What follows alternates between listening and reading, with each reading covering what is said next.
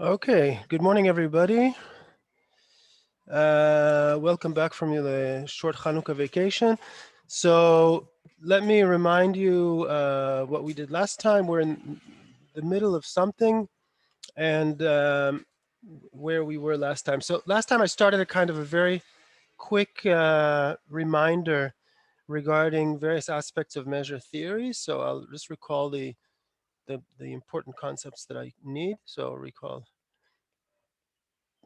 this is too thick. Recall from last time.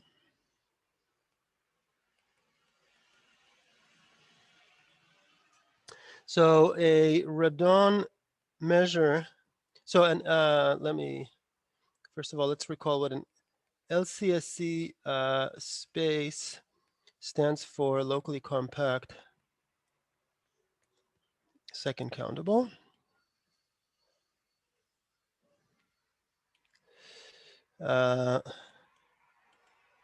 And a special case, I gave a special case which is not general enough. So this is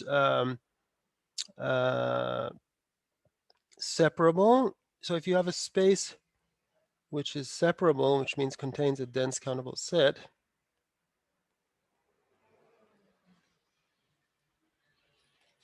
and for any, so it's a metric space. I'll explain why I'm giving this particular case in a second. It's a metric space, and for every x there exists an R such that the closed ball of radius R around x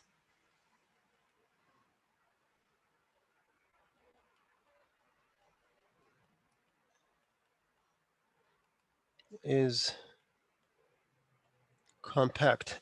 This is, so the point is the following. I'm not assuming that all of the audience have taken a course in point set topology, and I'll be mentioning this notion of an LCSC space. And if you don't know what that is, for the purposes of this course, you can take the following example, which is a special case: a metric space which has a dense countable set, and every point has a ball around it whose closure is compact. So last time I gave another example, which is that all closed balls are compact, and that actually does not hold for our favorite space, which is the space of lattices. But this weaker property holds for the space of lattices, which is something that's in the exercise sheet for those of you who are doing the exercise sheets. Okay, so this is just the kind of type of spaces we're discussing. And then on an LCSC space, we have the notion of a radon measure. And I'm reminding you, this means it's defined on the Borel sigma algebra. It's regular and locally finite. And the Riesz representation theorem says that radon measures are in bijection with positive continuous linear functionals on compactly supported continuous functions on X. Okay, so we reviewed all of this last time. Let me know if you have questions. And we gave a crucial proposition, which I partially proved and partially left for you as an exercise, and I'm going to call it proposition 1. So if you have a group and a space, both of which are locally compact and countable, and the group G acts on the space X, and the action is transitive, then a G invariant measure on X is unique up to scaling. If it exists. I'm not saying it always exists, but if it exists, it's unique up to scaling. So in other words, if mu1, mu2 are G invariant uh, Radon measures non-zero, then there's a constant such that for any Borel subset A, mu1 of A is C times mu2 of A. That's the statement. These are, now I'm just discussing radon measures. Okay, so this proposition will be very important today, and it's kind of intuitively very plausible, and I gave a proof sketch with some missing details last week, 2 weeks ago, and those of you doing the exercises are requested to fill in the gaps of this proof.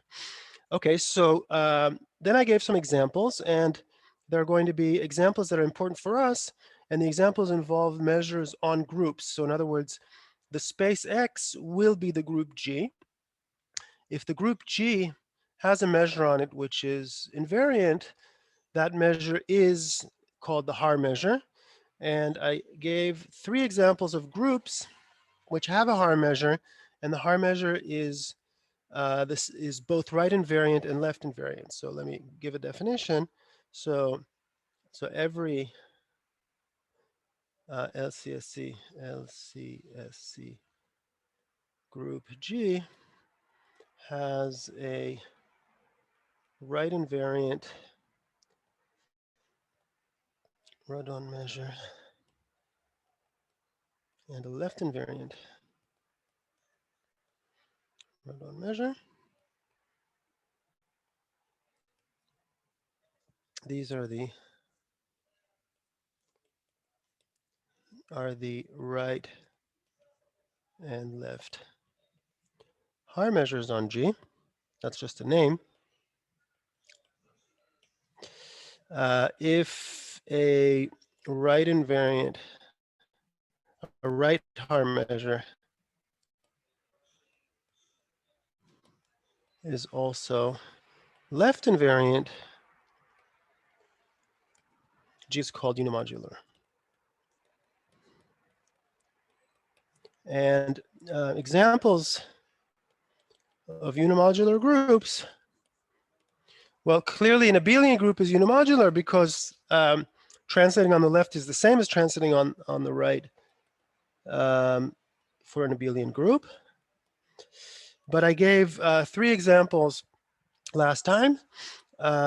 G equals SLNR. And this notation will be used today. U is the group the subgroup of S. So I'm going to use the notation G today to stand for SLNR, okay, from now on. So another group which is unimodular is the elements in SLNR which stabilize the first element of the standard basis in the linear action on Rn. In other words, as matrices, these are the matrices whose first column is 1 and then followed by zeros. And the third group that I want to mention is known as the affine group.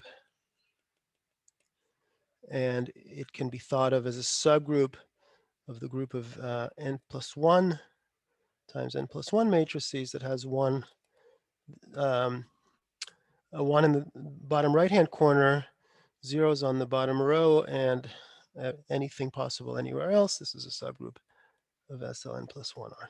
So all 3 of these groups are unimodular, and the way I showed this is I exhibited, I just exhibited the Haar measure. I exhibited an invariant measure, and I showed that it's both right invariant and left invariant. So in general, there's a theory telling us which groups are unimodular and how to express the Haar measure for those particular groups. And we did a very kind of a special subset of that theory for these 3 particular groups, which are of importance for us. So for these 3 examples,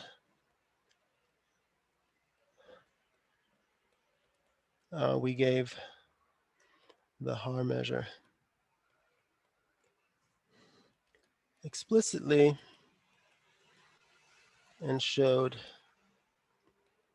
that it is both left and right invariant. And actually, last time I kind of ran out of time with this last example of ASLNR, but it's in the notes to the lecture if you read the notes on the course homepage. Okay, so that's what we did last time, and let's and what's our next goal? We'd like to construct a radon measure, construct a G invariant radon measure on the space of lattices of covolume 1. Remember, the G is SLN-Z. Sorry, G is SLN-R, and G over SLN-Z is the space of unimodular lattices of covolume 1. And this space has a left action by G. And we want to, at first, construct a measure on this quotient, which is a radon measure, which is G invariant. Later, we're going to prove that it's finite, but first thing we want to do is just construct it. And more generally, for a unimodular LCSC group, let's call it H, and a discrete subgroup gamma, we want to construct an H invariant measure on the quotient. Okay.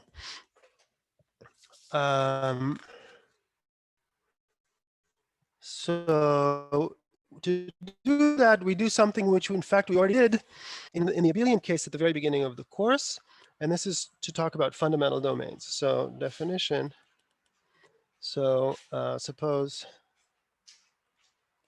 H is LCSC and unimodular, and suppose gamma is a discrete subgroup. Well, okay, for this definition, let me remove some things. For this definition, it's not important that H is unimodular, and it's not important that gamma is discrete.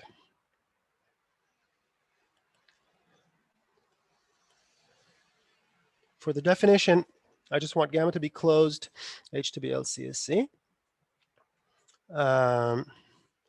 And we take a subset omega in H, and it's called the fundamental domain.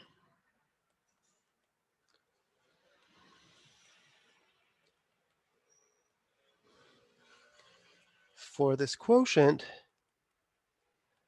if the following properties hold, first of all, omega is a Borel.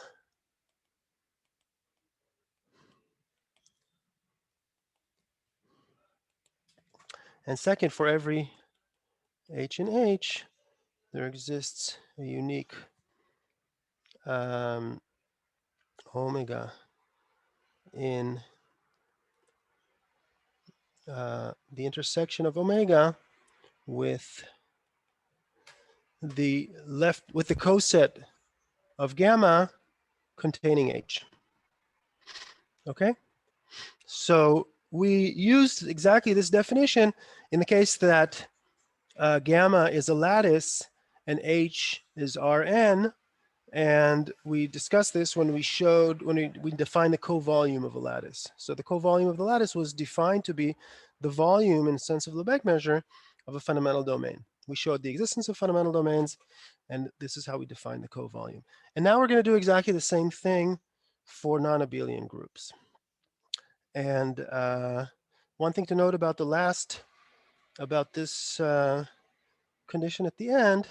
So this thing is equivalent to saying that if pi denotes the natural projection onto the quotient, then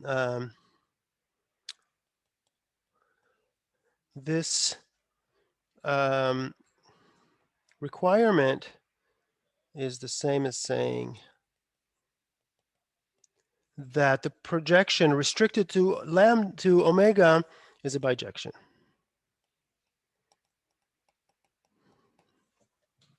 The fact that there exists such an omega means that this is onto every coset intersects omega, and the fact that it's unique means that it's injective. Okay, so these are two ways of stating the same thing. So that's the definition of a fundamental domain. For the purposes of numbering, let me give the, I want to now state proposition 3, but we haven't seen proposition 2. Let's call the existence of the Haar measures on these three groups, let's call that proposition 2, just so that it fits my notes. Okay. So proposition 3 is that when you're in the setting that I just described for H LCSC, and for gamma discrete now, a fundamental domain exists.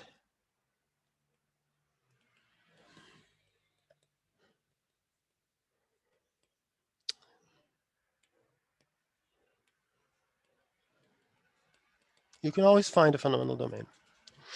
When we were discussing lattices, this was not an issue because we just constructed the fundamental domain by hand. If you remember, it was a kind of a fundamental parallelepiped, but here we have to prove it. And I'm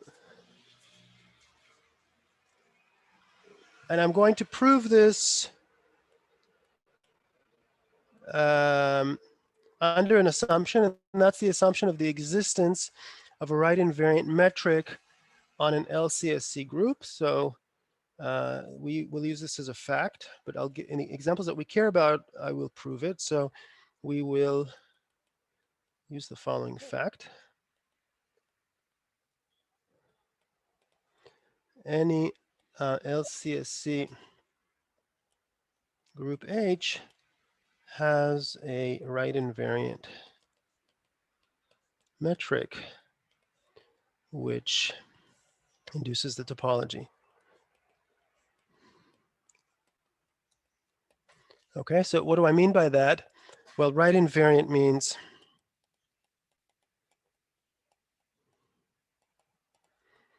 that for any H1, H2, H3 elements of H, the distance from H1 to H2 is the same as the distance. If I multiply elements on the right by H3, the distance does not change. And induces the topology just means H is given with a topology. I don't want to, for example, use the discrete metric, which is 0 if 2 points are the same and 1 if they're not, because of course that's right invariant, but it'll give me a different topology on H. And so I'm not proving the fact that every group, LCSC group, has right invariant metric, but for G or a subgroup of G, we can use the following metric. The distance from G1 to G2 is the operator norm of the difference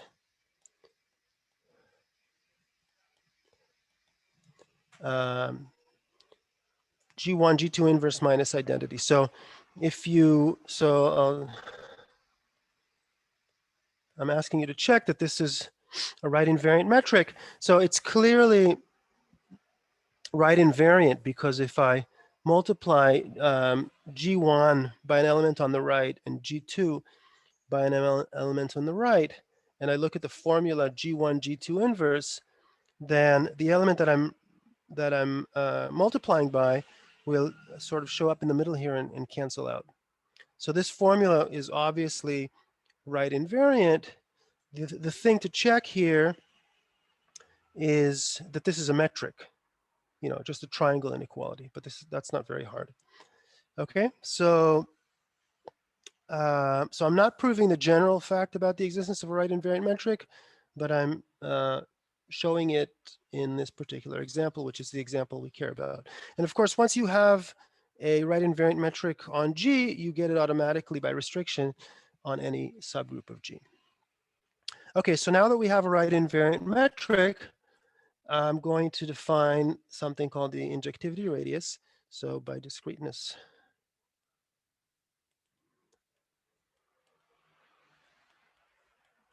of gamma for any G in G, there exists a positive number R such that pi, sorry, this should be an H.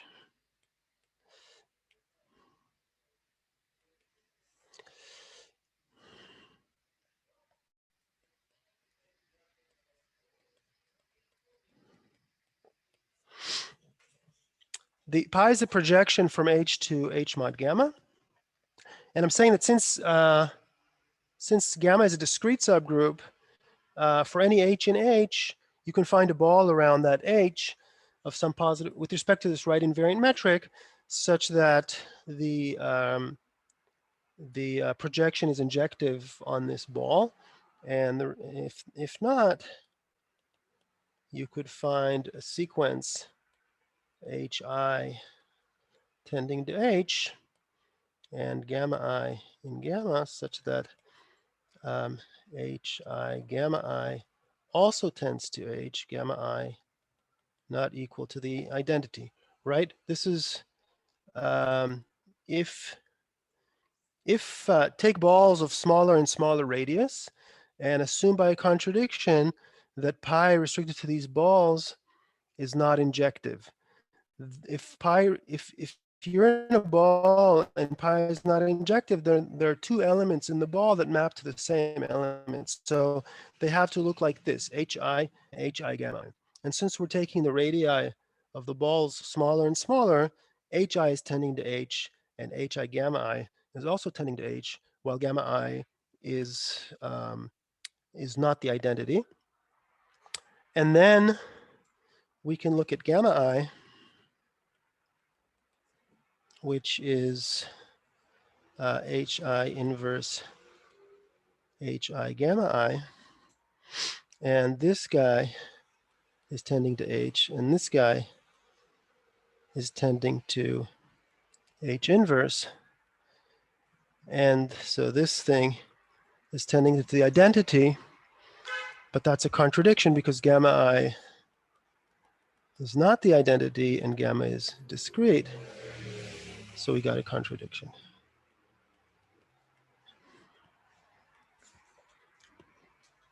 So around every point we can put a ball where the mapping pi is injective, and we define the injectivity radius to be the largest, the radius of such a ball.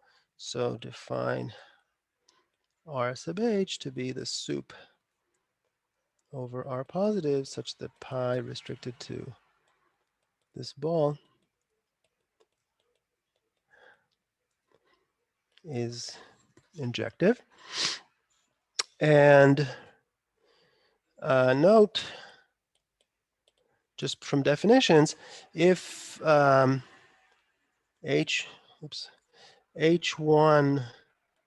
is in the ball around H of radius RH over 2, then RH1 is at least RH over 2, right? Because if you're injective on this ball, then the ball centered at H1 of this radius, since H1 is in this ball and we've divided the radius by half, the ball around H1 of radius RH over 2 is contained in this ball. So the ball around H1 of this radius, pi is also injective on that set. Okay? I'll just write that down. This is because the ball around H1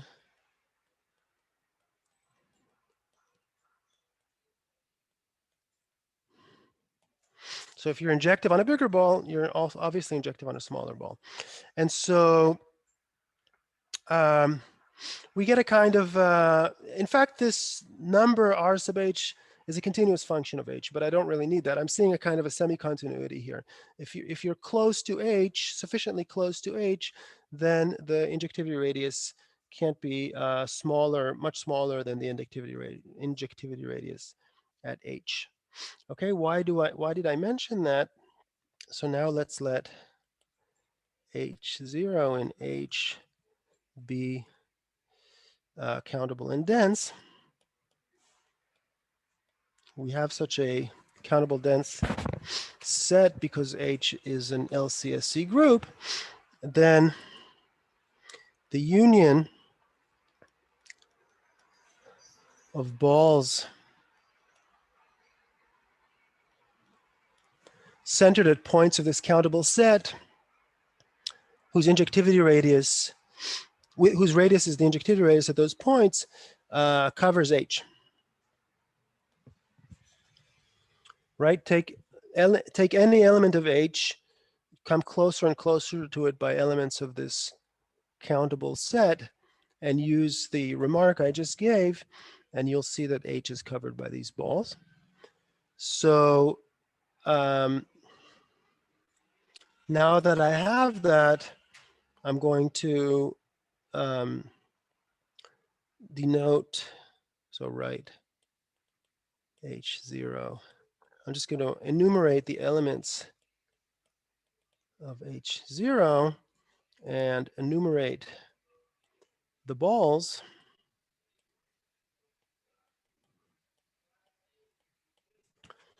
And construct the fundamental domain omega in the following way. Barak, can I ask a question? First, I'm going to take, yeah, sure.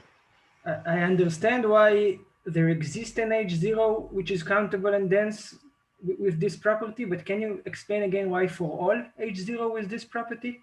Because I can imagine that the Which property? I didn't understand the question. the union over all H0 of the balls with the injectivity radius would cover H. Yeah, so that's because of this remark here. So suppose I have so the left-hand side is obviously a subset of the right-hand side. Yes. Right, because we just live in H. Now take an element of H, any element of H. Take a sequence of elements here which approach it. So H has an injectivity radius, and if H0 is closer to H than half the injectivity radius of H, then we're in this ball, but this ball contains H. Let me write that down. Maybe it's not completely clear, so I'll just write that down. I'll move this over.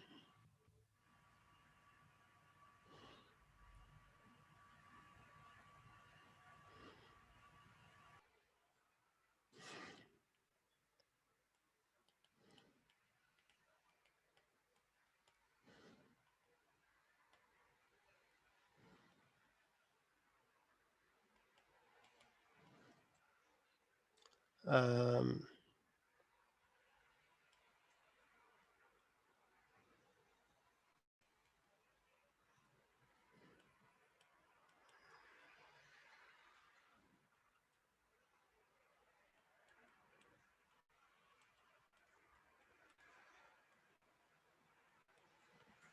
okay, okay. If I have a point H0 for my dense set, which is in this ball, then the distance from H0 to H is less than this number RH over 2. So that means that H is also in the ball around H0 of distance RH over 2. But this remark here says that this number RH over 2 is less than or equal to the injectivity radius at R0. So this ball is actually contained in this set. So that means that H is contained in the left-hand side. Okay, is it clear now? Yes, thank you. Um, move this back up. So I'm defining now the fundamental domain. Oops. I want to define the fundamental domain step by step. So I take the first ball around H1. Pi is injective on the first ball by definition of, oh, maybe I'll divide by 2 here. And maybe I'll divide, same argument will actually give that. Sorry for making a bit of a mess. Um, let me divide everything by 2 because I want I want the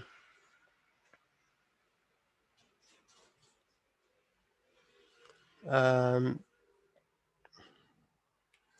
I want pi to be injective on each of these bi's.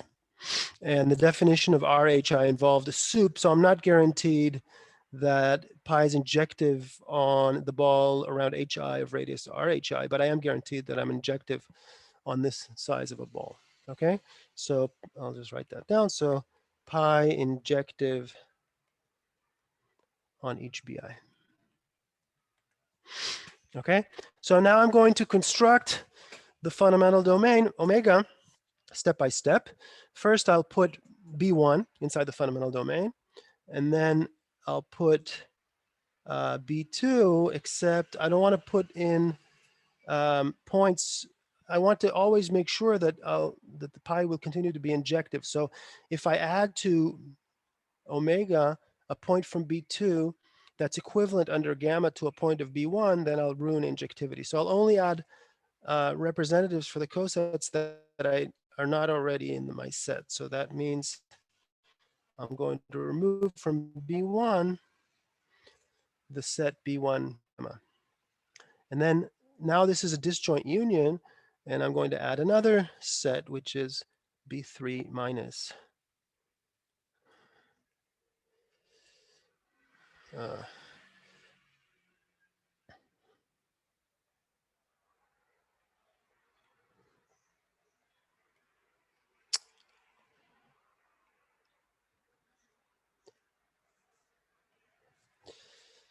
okay, so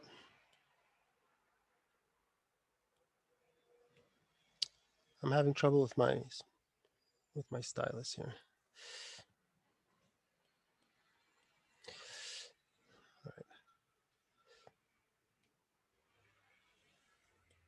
Okay, so I take B1, I put it in my set. I take B2 and remove things that I already have and put the rest in my set. I take B3 and remove things that I already have and put it in the set, and so on and so forth. So this is union, I goes from 1 to infinity, and this is bi minus union j less than I, j strictly less than I, I'm sorry,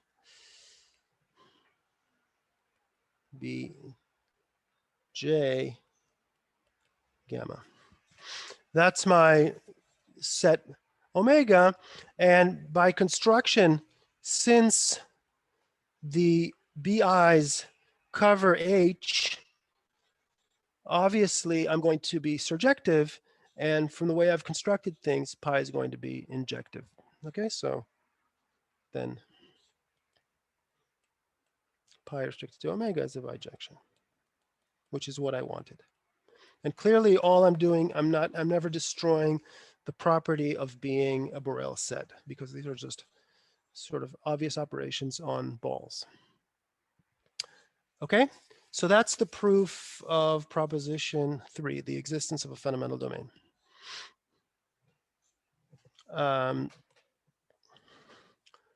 Now, once I have a fundamental domain, so far this was completely general, and now I want to work with unimodular groups.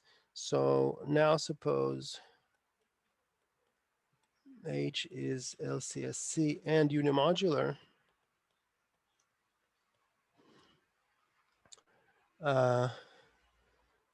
With Haar measure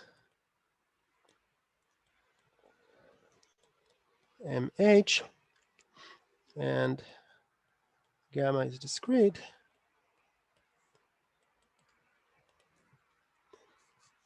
then three things. First of all, any two fundamental domains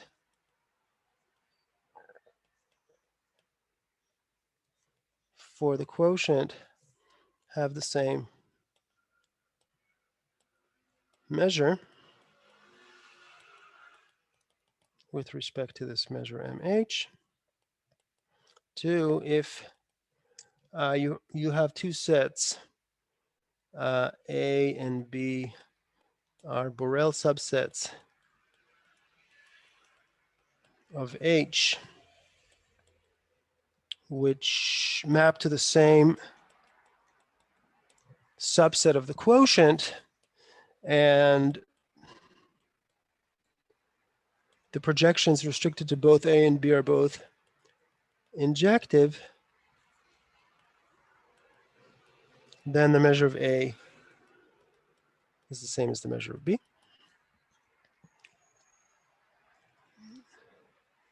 And the third statement is if I have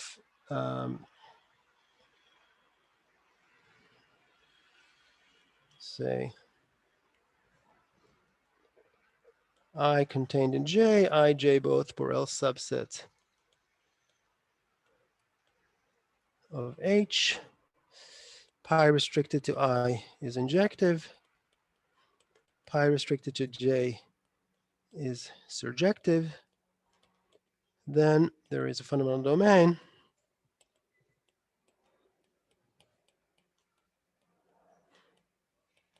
omega, which is which contains I and is contained in J.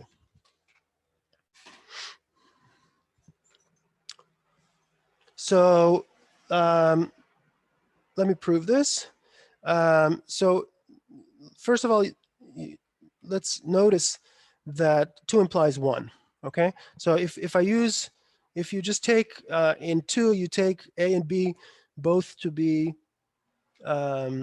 fundamental domains for the quotient H mod gamma, then this will hold because they're fundamental domains. They cover everything. This will hold again because they're fundamental domains, both of them. And so 2 will say that they have the same measure, which is exactly what 1 says. So 1 is just a special case of 2.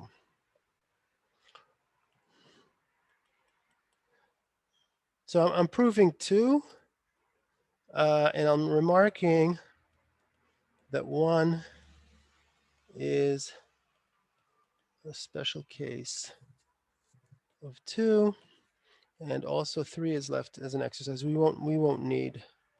It's useful to know, but we're not going to use 3 anyway. So before doing the proof, let me just I'll just scroll back up to the in previous lecture. One of the first lectures, I basically proved this in the abelian case. So let me review some stuff that we had in lecture 1. So first of all, we had the definition of a fundamental domain, and it's exactly the same definition, except the group is abelian. So I'm not worried about whether I translate on the left or translate on the right. And I just require, again, that this Borel set contains a unique coset representative for each coset in the quotient. And another thing that I proved at the very beginning of the course, this is when we needed this in order to say that the volume of a fundamental domain is the covolume of the lattice. We wanted the covolume of the lattice not to depend on a fundamental domain.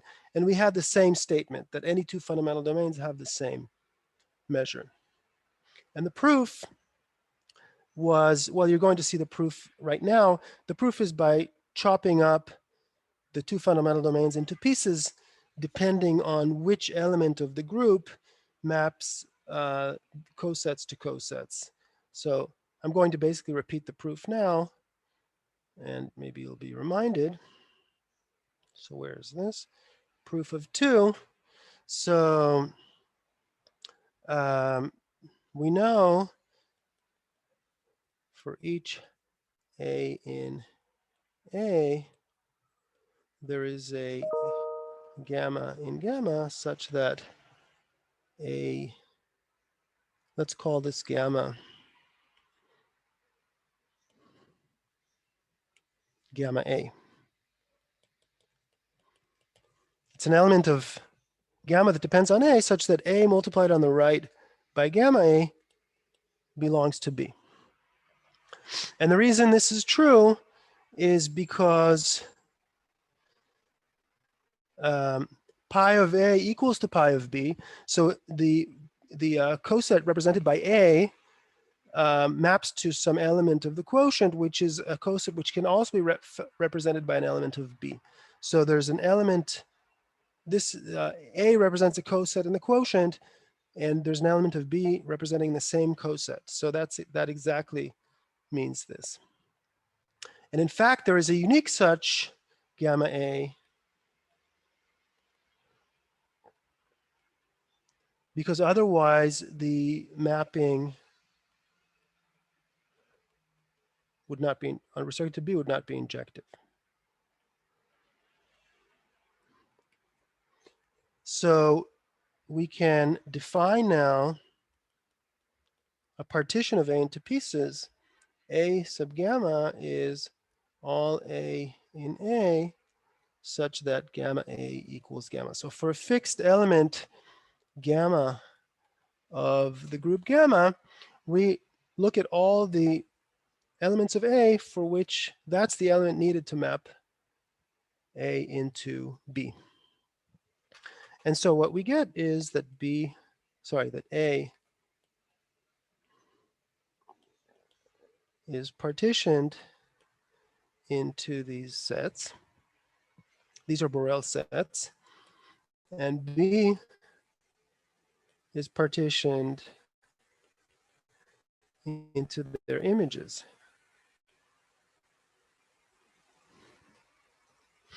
And obviously, the measure of A gamma is the measure of A gamma gamma. This is because MH is right invariant. And so summing these things up,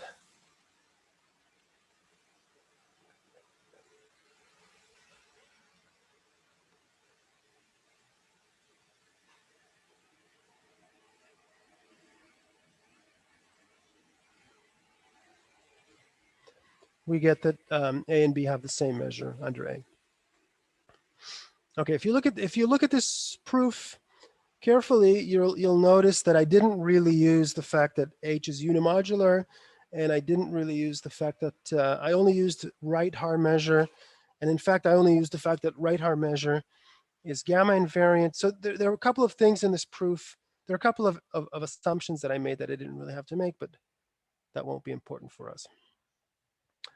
Okay, so now that I have this proposition, I can finally reach proposition 5, which is what I really want, and that's the existence of an invariant measure on a quotient by a discrete group. So let H be LC, So, LCSC. can I ask a question? Yeah, sure. So in this case, like the one thing you're using here is that gamma is countable, which is because it's a Gamma is a discrete subgroup in a locally countable space. Discrete group in a locally compact space. Yes, I use that.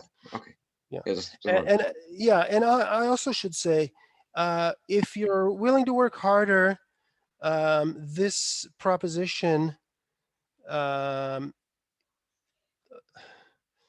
there are substitutes. Let's just say it this way: there are substitutes for this proposition in the case when gamma is not discrete.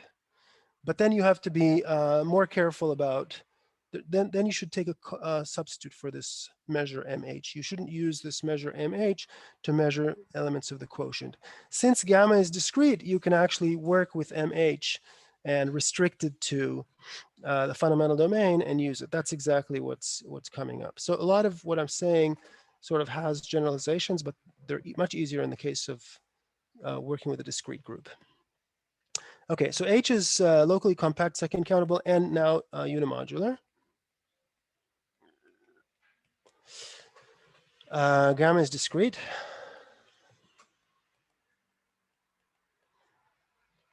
And let's define a measure. And I'll denote it by M of H mod gamma on this quotient. Sorry.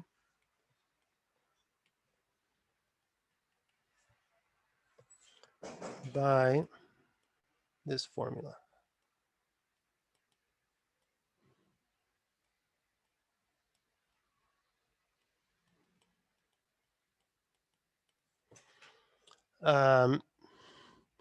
So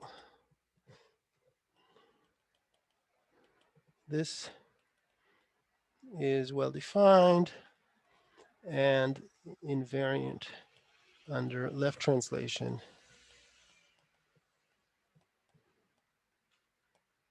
by elements of H. Okay, so that's the proposition. Now, first of all, why do I need to say that something is well defined? Well, this depends on a choice of omega. Oh, I didn't say that, I'm sorry. Gamma is discrete. I'm running out of room here. And let's put omega, the fundamental domain. Fundamental domain for the quotient. Okay, so a priori, this definition depends on the choice of omega. And so when I say that it's well defined, what I mean is that it shouldn't depend on the choice of omega. And then I also want it to be invariant under left translations. One remark about notation. This is sort of becoming standard in these fields. In these fields, there's often lots and lots of measures floating around, and the convention is when you use the letter M, you mean something which has nice naturality properties or nice invariant properties. So this group H is acting transitively on the space H mod gamma. So if a measure exists, we know by proposition 1 that it's unique. So in some sense, this is a nice, it's unique up to scaling. So we already know that this should be, if this such a measure exists, it's a nice measure. And somehow, if that's the case, we denote it by M. Okay, that's just a kind of a convention. So proof. So we have all that we need. So first of all, why is it well defined? That's exactly the previous proposition, item 2, right? If I were to take some other fundamental domain in place of omega and look at this set for the set defined in this way for 2 different fundamental domains, then I would get 2 sets upstairs which have these properties. So I guess you shouldn't be confused by the fact that here A is downstairs in, I'll write it down. A is a Borel subset of the quotient. So in proposition 4, A lives in the quotient, and we're lifting it up so that it's a subset of H, and then we're intersecting it with the fundamental domain. Since we're intersecting it with the fundamental domain, the projection restricted to this set is injective because we're inside a fundamental domain where the projection is injective.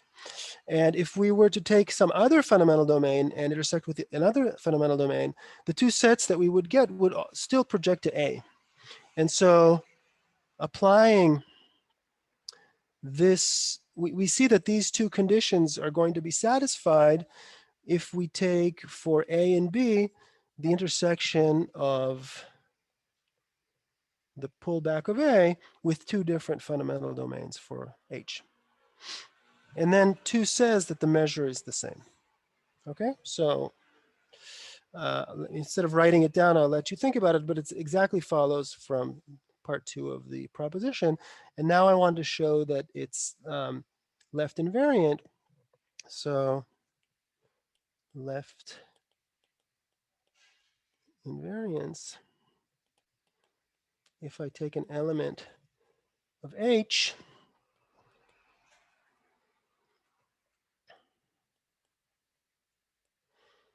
and a set A in the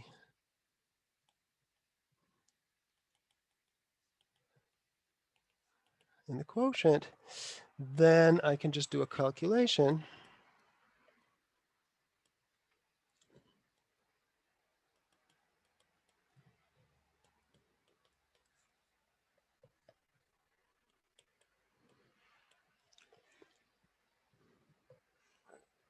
Let me just do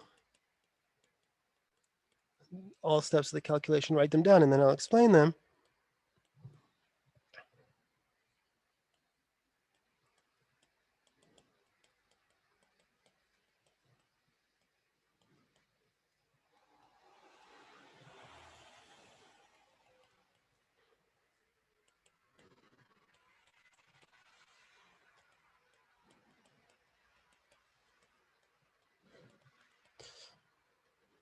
Okay, so first of all, you note that I start with the measure of HA and I end up with a measure of A.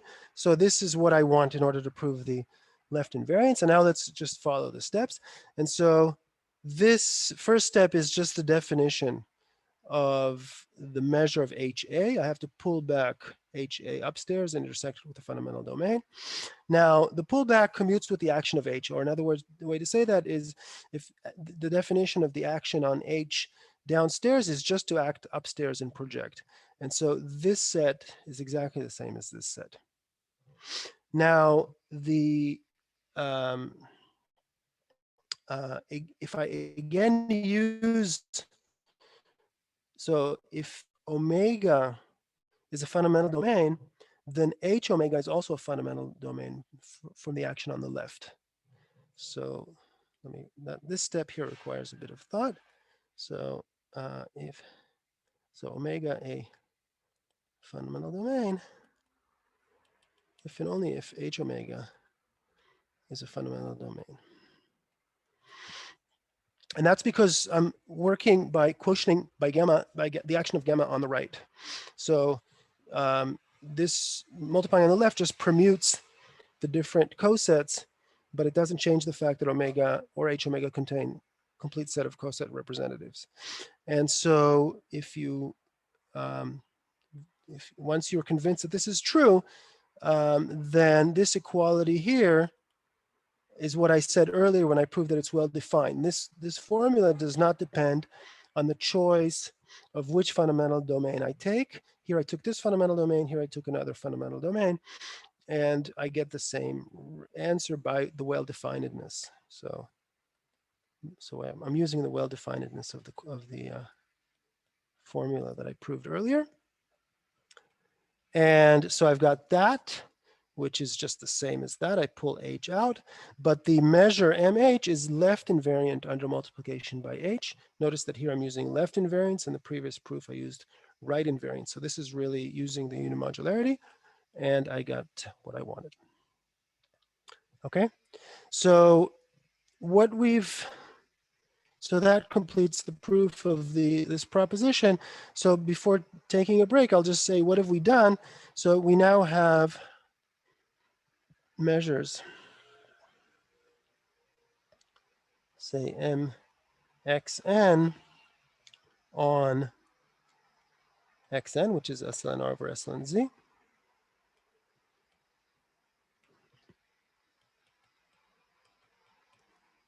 As well as on U mod UZ, for example. U is the group that I had before, the group of elements preserving the first element of the standard basis vector. UZ is the integer point, so that's a discrete group on, that's it. So this is a quotient of the following form. So this satisfies the assumptions of proposition 5. So I'm getting all of these measures. They're Radon measures but we don't know at all at this point whether or not they're finite. We've just constructed the measures. And we do know a very important property of them. They're unique. Up to scaling, they're the unique left invariant measures on these spaces. Okay? So the next order of business will be to prove the finiteness of these measures, and we'll do that after the break. So any questions before the break? Okay, so let's take 10 minutes. We'll see you in 10 minutes.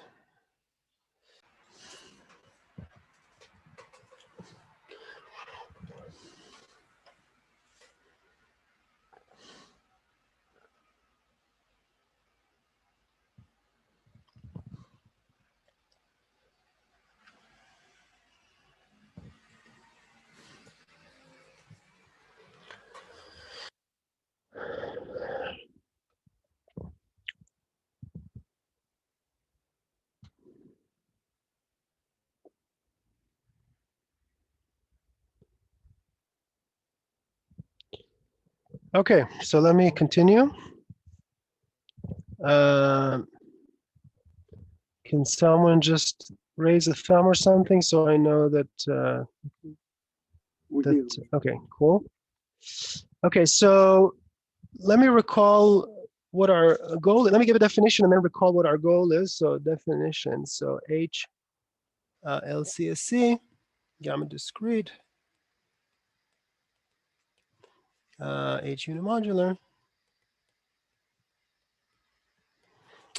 Gamma is called the lattice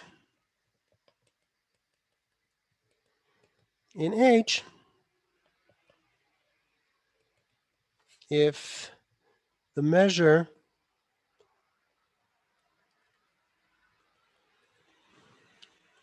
on the quotient is finite. So we just constructed a measure under the assumptions that H is LCSC, gamma is discrete, H is unimodular. We just constructed a measure, an invariant measure, M of H mod gamma on this quotient H mod gamma, and we call gamma a lattice in H if this measure is finite. So what we know, for example, is that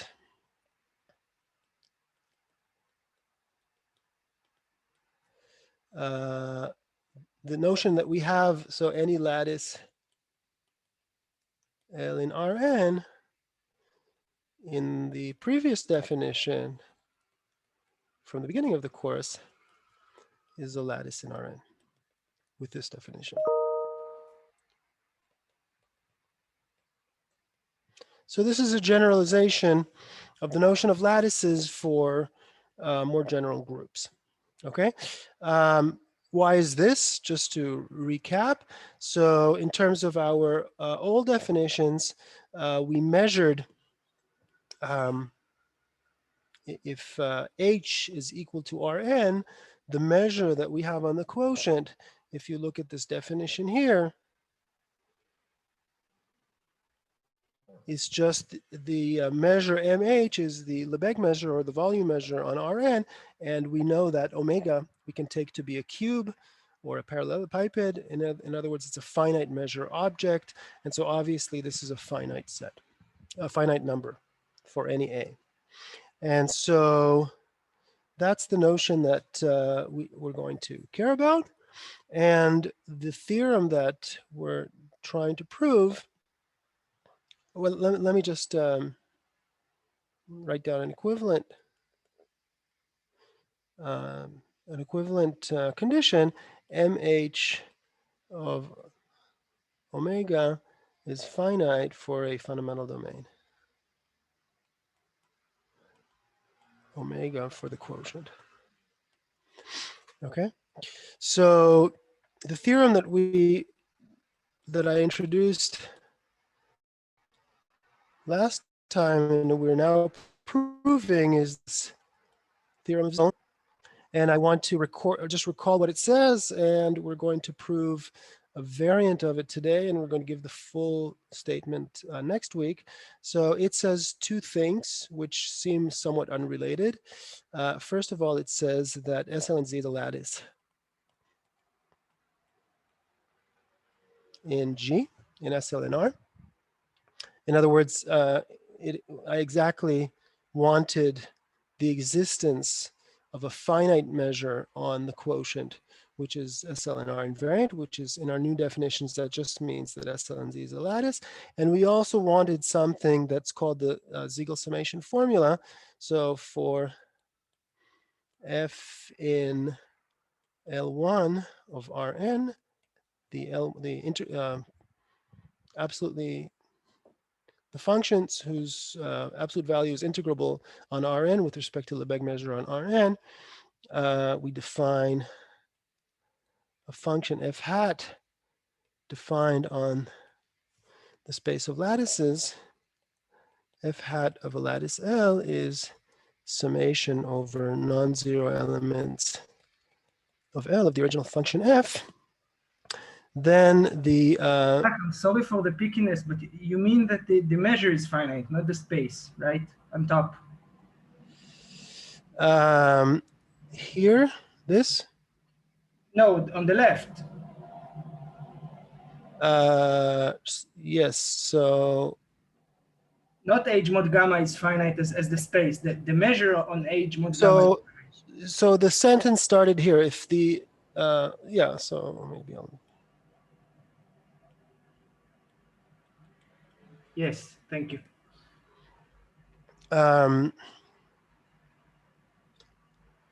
So the Siegel summation formula is the following formula.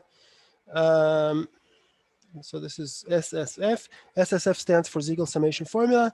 SSF says that the integral of this function f hat on the space of lattices is the same as the integral on Rn of f. Okay, so this is what we'd like to prove. And we're going to prove a very closely related statement. Let me remind you of some partial things that we already showed last time. So last time we showed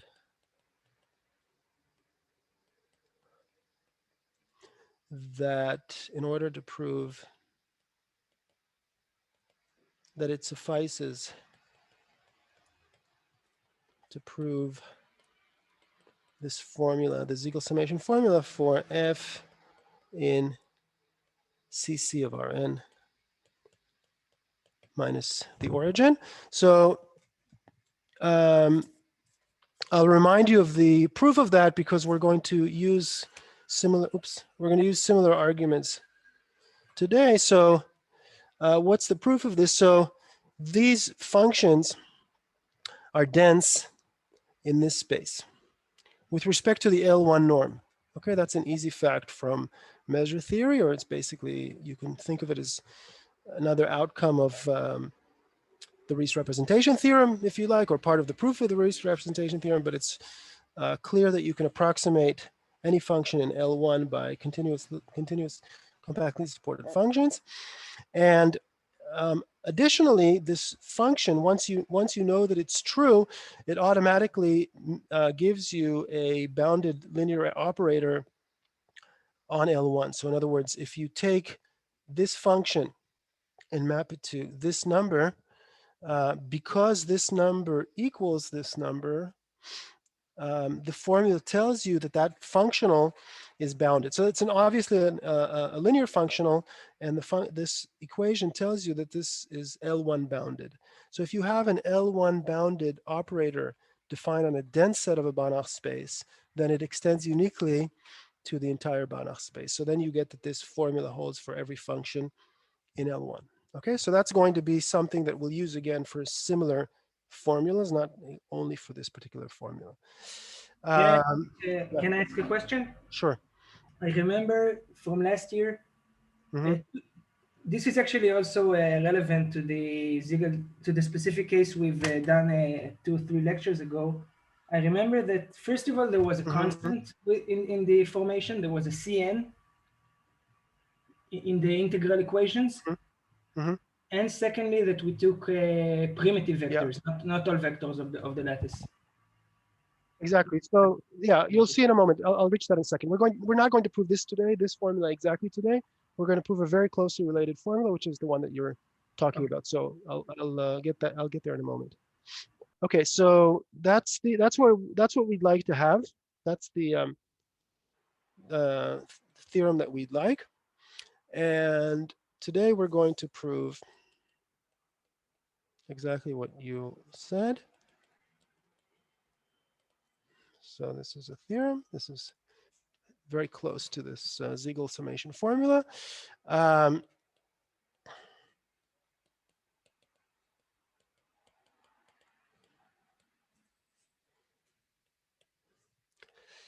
um,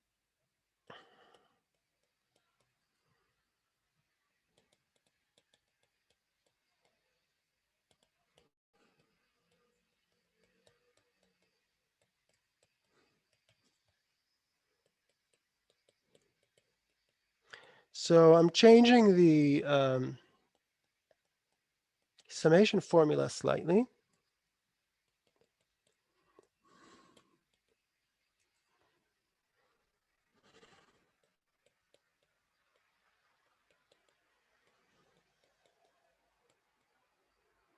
Let me put the C in.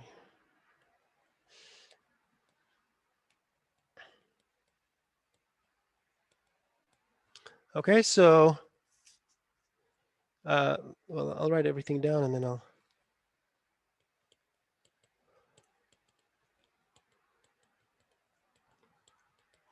Okay, so I'm claiming three statements.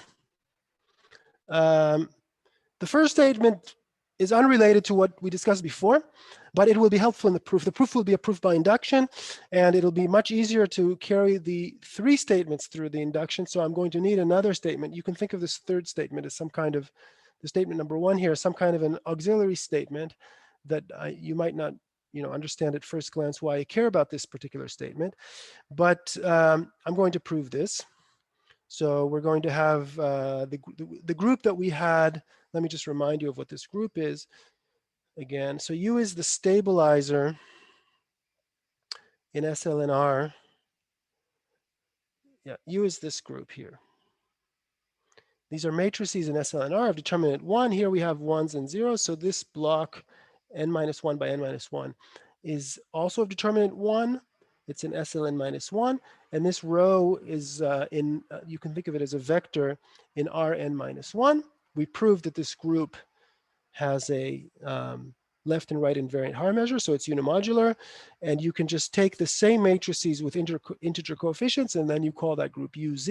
It's obviously discrete, so we're in the framework of proposition 5, and I'm claiming that we get a lattice. So that's the first statement here.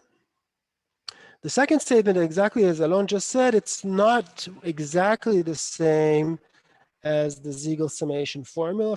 There are two differences. The first difference is in the Siegel summation formula, we have this equality.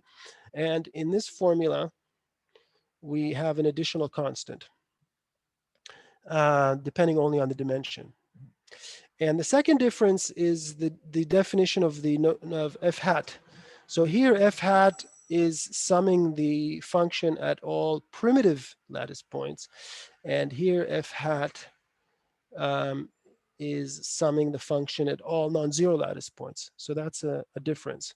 So this hat, you shouldn't think of it as being the same as this hat. Okay, I could have put, maybe I'll just put on the put the P in just once so that we have a different notation for it. This P stands for primitive. So this is summation over the, this would be summation over the primitive lattice points rather than all non-zero lattice points. But I'm going to use this notation today. And next week we'll go back to this notation. Okay, again, they're different notations. But the difference is only, behavior is the same up to the existence of this constant. Right. And okay. In the Siegel theorem, yeah. the first one, I don't know whether you said it, maybe I missed it. Here you take the probability measure on the space of lattice for this equality. Yeah. Thank you. We have to normalize, thank you. In these formulas, we have to decide how we normalize. Why don't I write that down? So,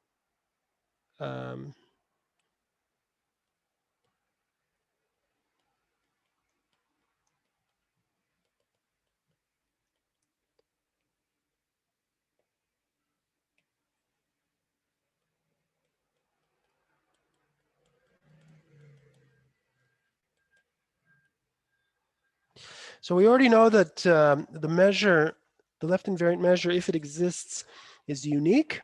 And part 1 of the statement says that it's a lattice. So there is a finite measure on the quotient, and we rescale it so that it gives the quotient volume 1. If we don't have a particular rescaling, it's not clear what is meant by this formula. And similarly, yes, and similarly here. And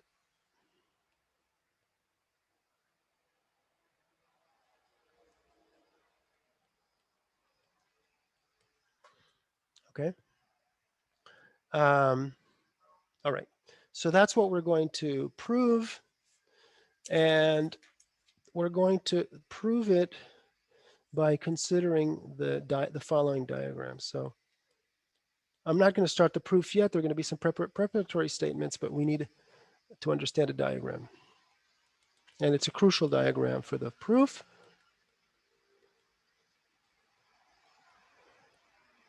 It's a diagram of 3 spaces. So the first space I'm going to denote by Pn. These are pairs V comma L, where L is a lattice of covolume 1, V is a vector in L, and V is primitive in L.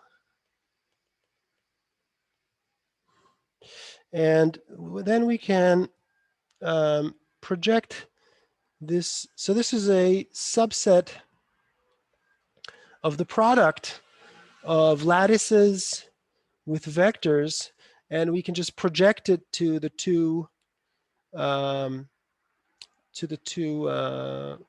factors. Oops, sorry, to the two factors. And so the first projection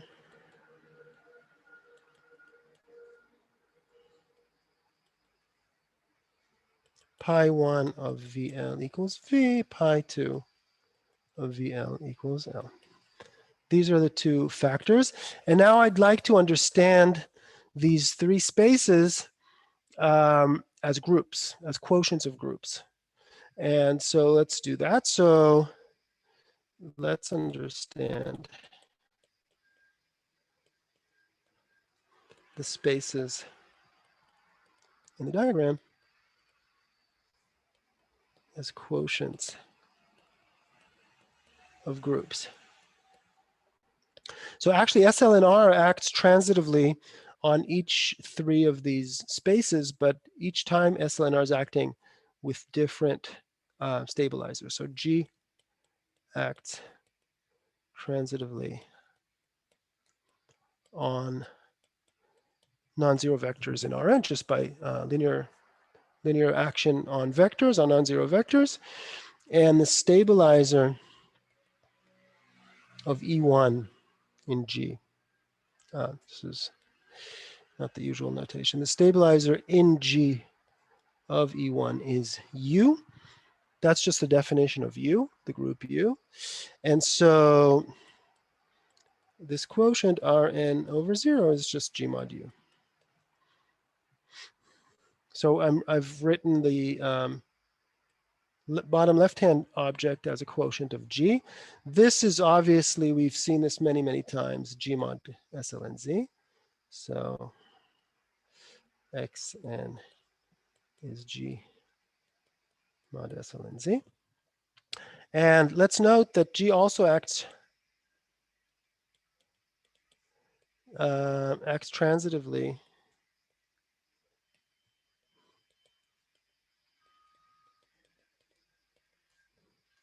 on this space Pn. Let's prove that.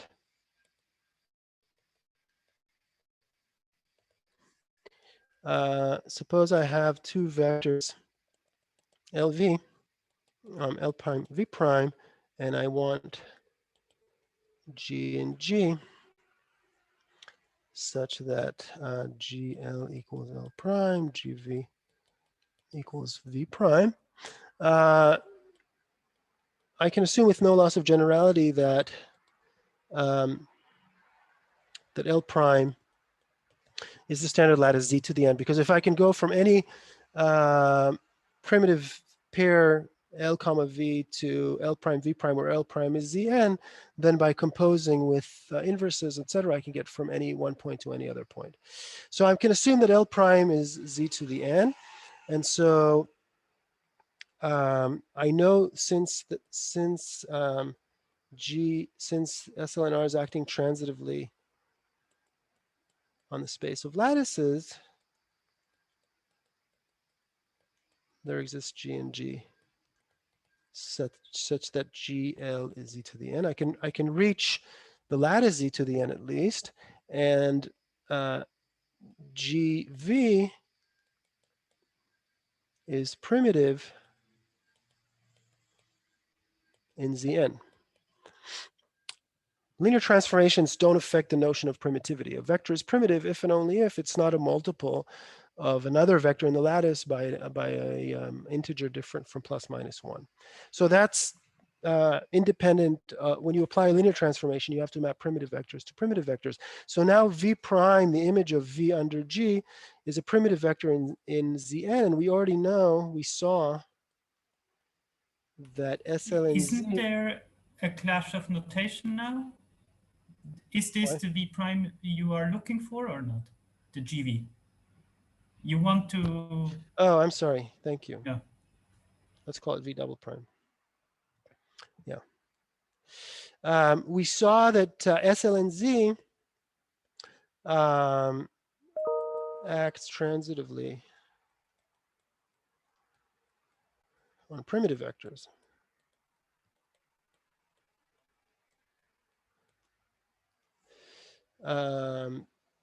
In Zn. I think that was in lecture 1 or lecture 2. And so there exists an element gamma in SL and Z such that gamma V double prime equals V prime, and gamma of gamma of Zn equals Zn. So gamma GL equals Zn, gamma GV equals V prime. And so we've shown that we act transitively. Gamma G is the element that we want.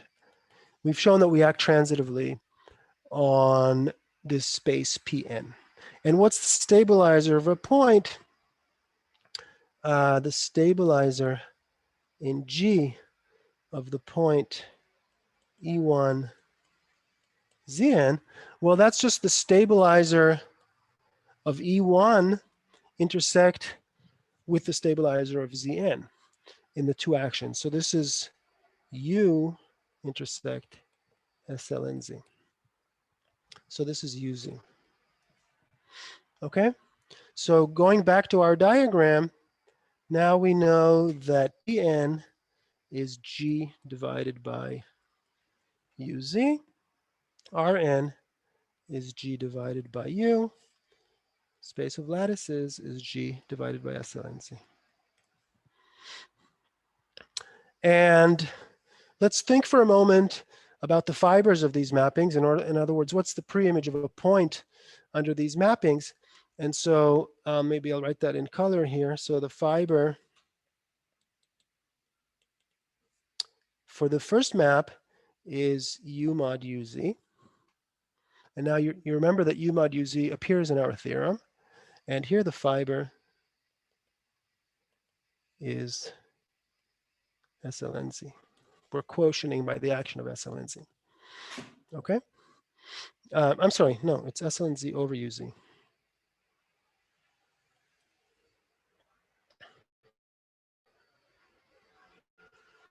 Yeah. So if I'm over the standard point, in other words, if I'm over here, if I look at the pre-image of the standard lattice Zn, then the fiber, in other words, the mapping, L has to be Zn and V has to range over all primitive vectors. And we know that SL and Z acts transitively on the primitive vectors of Zn, and UZ is the stabilizer of E1, a stabilizer of one of them. So this quotient parameterizes the primitive lattice points and in Zn. And here, the yeah, if we're over the base point, which is E1, then the space here is all lattices which contain E1 as a vector, as the primitive vector, and all lattices which contain E1 as a primitive vector are naturally associated with this quotient. Let's write that down because that will be important for us. U mod UZ is the space of all lattices in Xn which contain E1 as primitive vector. So you can let me just say check. I mean, you can check again that U is acting transitively on such vectors, and UZ is the stabilizer of the of Zn with E1 inside. Okay, so that's the diagram. How are we going to use the diagram?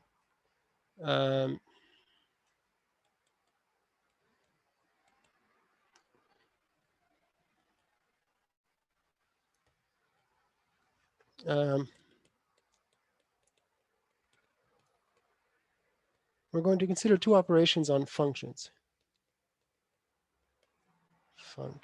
So remember the Siegel summation formula, which is, or the variant of the Siegel summation formula, which we're proving, which is here, is making a connection between a function on Rn, f is a function on Rn, and a function on the space of lattices. And the Rn and the space of lattices in our diagram are connected by two arrows. Here's Rn, here's a space of lattices. So we want to start with a function here and construct a function here, and we're going to do that by constructing an intermediate function here. And so given a function defined on this space and given a projection, the natural thing to do in order to define a function on this space is just to compose with the projection. So that's the first operation. It's a trivial operation. So given, I'm sorry, yeah, I don't like this color. So given function on, and there's kind of a distinction here, which between Rn and Rn with the origin deleted, which is, I may forget to say, but it's just important in order to express this as quotients of groups. So given a function f, I'm going to first define f bar. It's a function on Pn. And it's just the composition of f with the first projection. So that lifts a function defined here to a function defined here. And given a function defined here, I want to construct a function down here. And the way that's done is by something called periodization. So given h defined on Pn,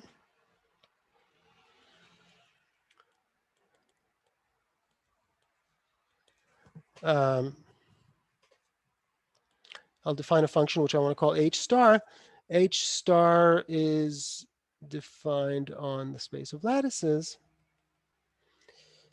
H star of a lattice L is the sum over all y in pi2 inverse of L, hy. So in terms of our situation, it's all v and L primitive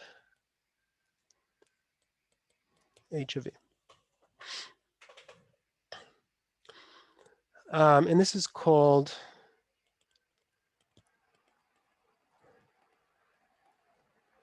folding sometimes, or periodization sometimes. We're taking a function which lives up here. And it might not be periodic under the action of SL and Z. And we're forcing it to be periodic under the action of Z just by summing it over the fibers. So if you recall, probably most of you have taken a course in a basic course in Fourier analysis, or at least seen the basic definition of Fourier analysis. In Fourier analysis, this is something you do all the time. You have a function on R, say, and you make it periodic, Z periodic, just by adding its translates to it. Usually the function would be compactly supported. So when you add its translate to it, you get a function which is infinitely supported but periodic, and that's useful for Fourier analysis. So this is a similar idea here. We take a function up here, which is not periodic under the action of SL and Z, and we force it to be periodic just by addition. And that's periodization. So I'll remark that that's periodization is common in Fourier analysis, among many other places. And yeah, was there a question? In the notation of H star L on the right-hand side, you dropped the L showing up inside the H. Is this some purpose that you want to do? You know, on the right, it's H of V comma L, if you want to be strict. Oh, yes, thank you. That's not more precise. Yes. Okay. So that's the first remark. The second remark is that in our notations, F hat of L is exactly F bar star of L, okay? It's exactly the function that we're discussing in this theorem.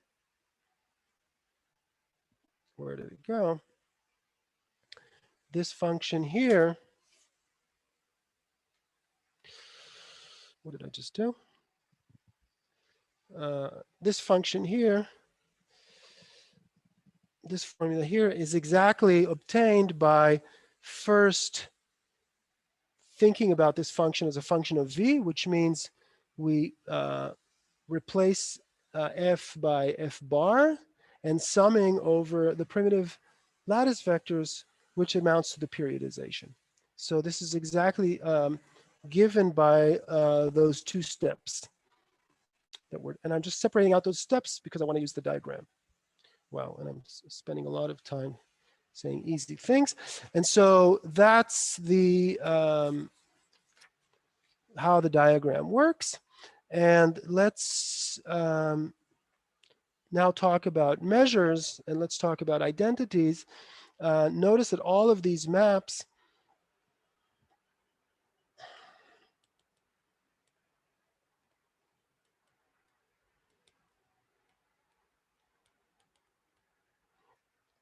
are linear and positive. So in other words, they map sums to sums.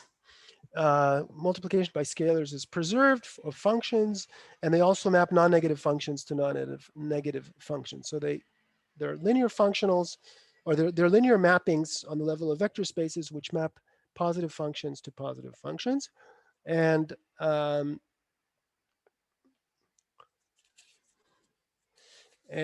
let me write down a lemma, which is called the folding identity.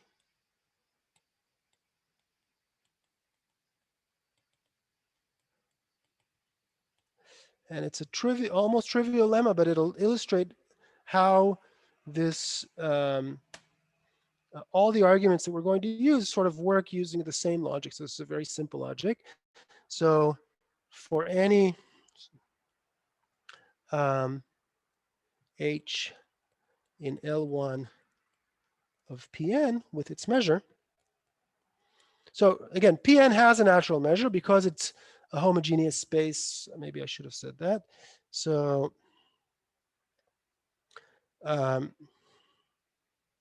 since Pn is a quotient of G by UZ, G is unimodular, UZ is discrete, we already know that there's a natural left invariant Radon measure on Pn, and we're going to use it, okay?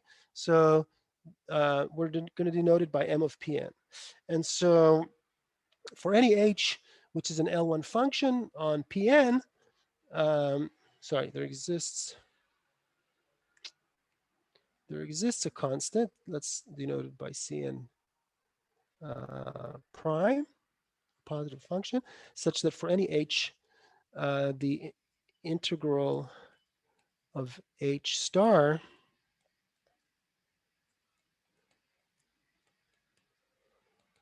is the integral of H. Okay, so this is the first identity of this form that we're proving. And you'll see that the proof is very, very simple, but this, you know, please stop me if you're not able to follow the proof, because this is going to, the same trick is going to show up over and over and over and over again. So what's the proof of this lemma? First, it suffices to show Can I that, stop you for a small question? yeah. Just earlier you said that you said something about the fact that these are positive and bounded functionals, and if you want to use I didn't say bounded. I didn't say bounded yet. I just said linear and positive. Okay, but it's gonna come because you want to use it at the end with the Riesz representation lemma, right? Right, right. Okay. Yeah, exactly. So I'm going to use, it's always going to be the Riesz representation theorem, and it's always going to be this trick with density of L1, of CC in L1. Okay, you'll see it in this first lemma, and you'll see it over and over again. So we're going to do this for the first time now. So if you look at this identity star, it suffices to prove the identity star for functions H, which are compactly supported.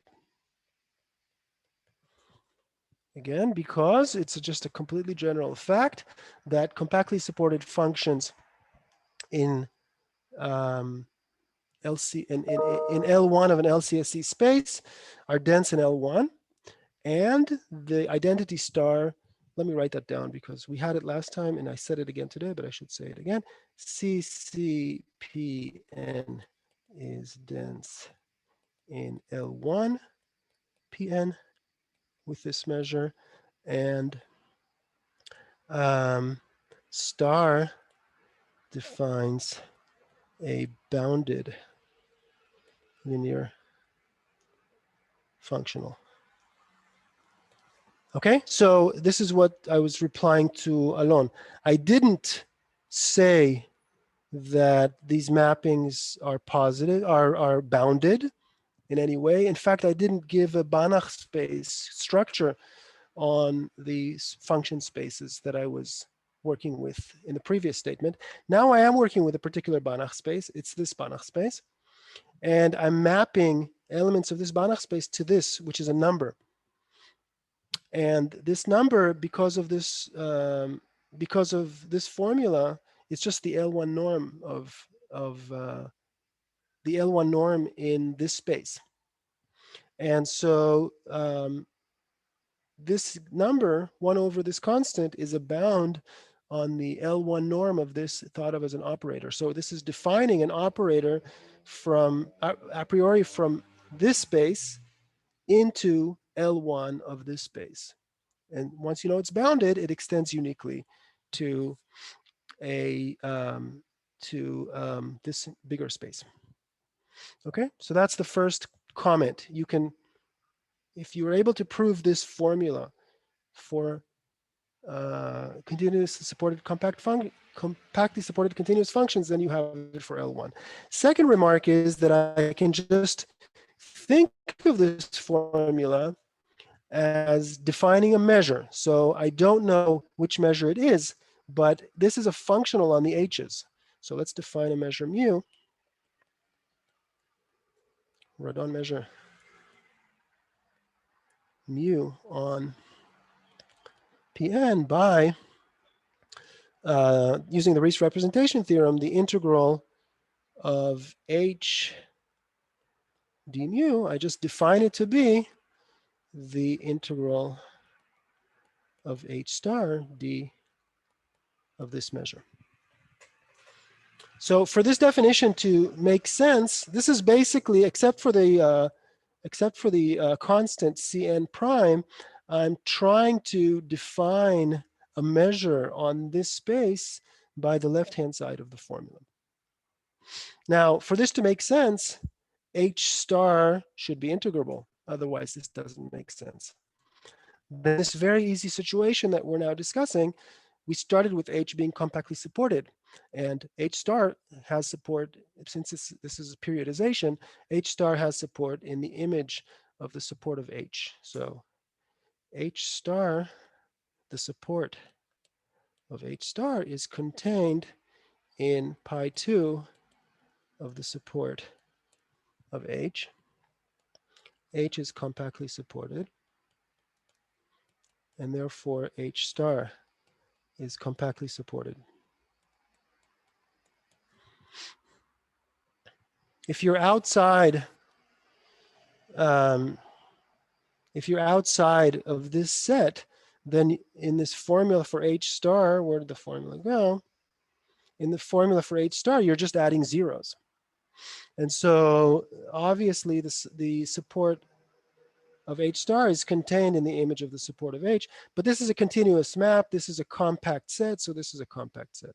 So h star becomes compactly supported, and the right-hand side is well defined.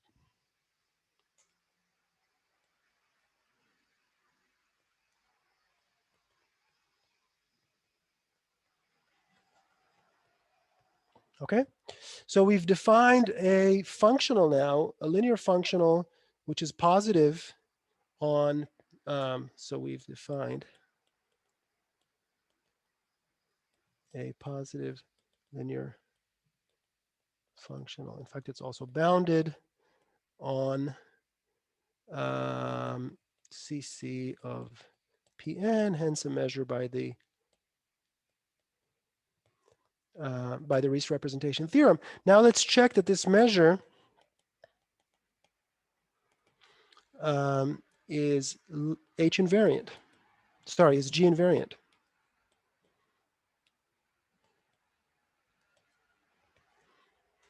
So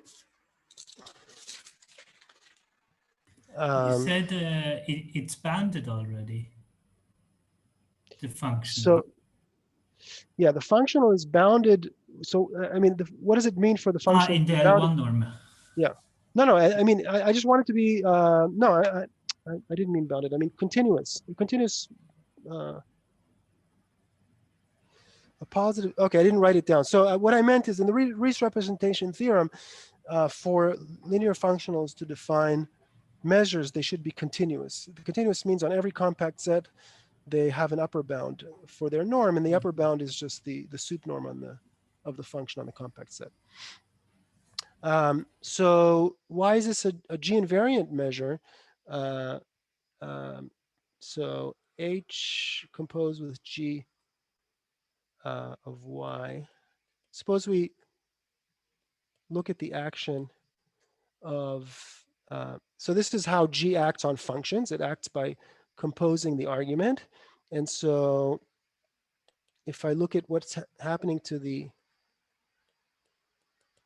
this function when I periodize it, then just from the definitions, this is what I get. And now if I just make a change of variables, this is just, it's just a complete formality. If I denote gy by z, then here I'm looking at the sum of h of z, and z ranges over pi inverse of gl. So in other words, y is in L if and only if gy is in gl. And so this is h star of gl. On the left-hand side, I've changed the function on I've changed the function on Pn by applying G and then applied this periodization operator. On the left-hand side, I first periodize and then change the argument by applying G. And I see that just by naturality of the diagram, this is exactly the same. So this implies that the integral of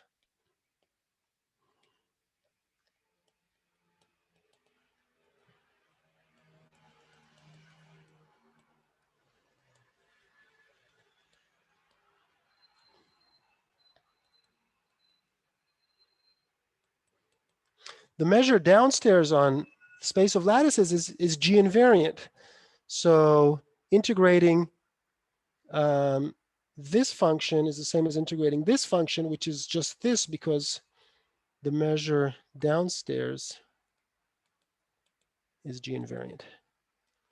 So because of naturality of the diagram and because of this invariance downstairs, I've defined a measure upstairs which is invariant. So mu is G invariant. And now I can use the uniqueness which I stressed so heavily. So that was proposition 1. By proposition 1, there is a unique G invariant Radon measure on Pn, and namely this one. So there exists a constant such that I just want to make sure that I have the constant in the right place.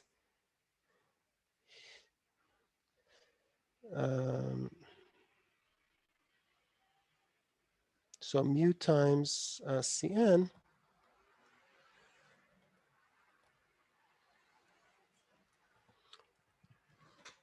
and this implies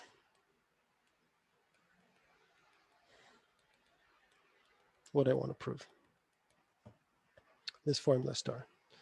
So again, I define, this is just the standard trick.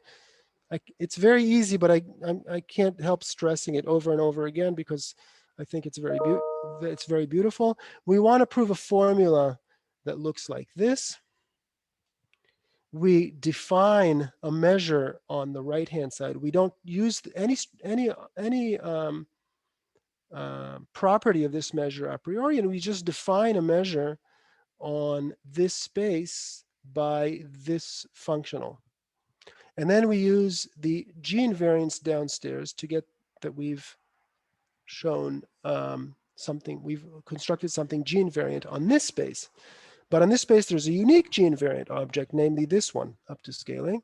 And so we get this identity. That's the whole idea of the proof. And this idea is going to be used over and over and over again. And this was a very simple thing. The thing that made this case simple is that the mapping that sends H to H star sends compactly supported functions to compactly supported functions. So this was, right now, this was just a pure formality.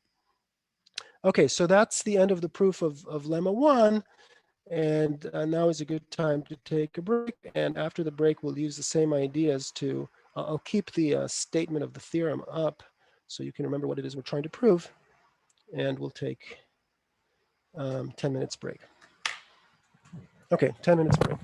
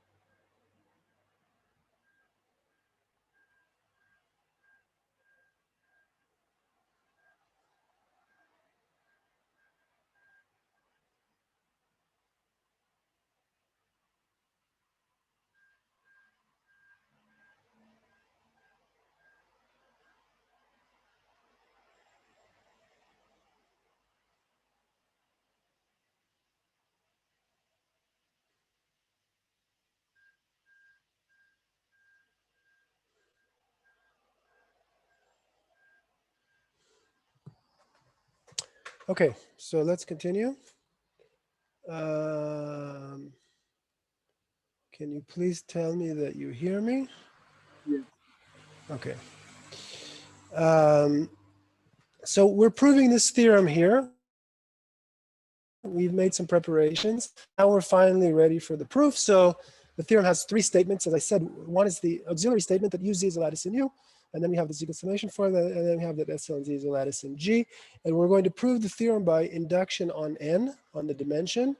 And we're going to prove it in the order first 1, then 2, then 3. So starting with N equals 2, then in each statement, the proof of each statement will use the previously proved statements. Okay, so proof of theorem.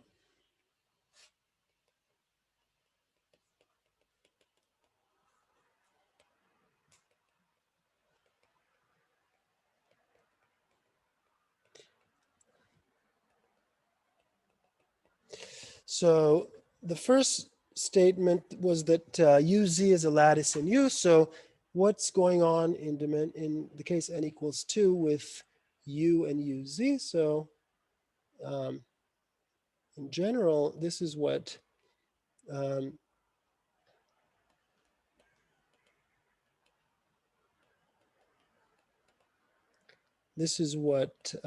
U looks like, but when N equals 2,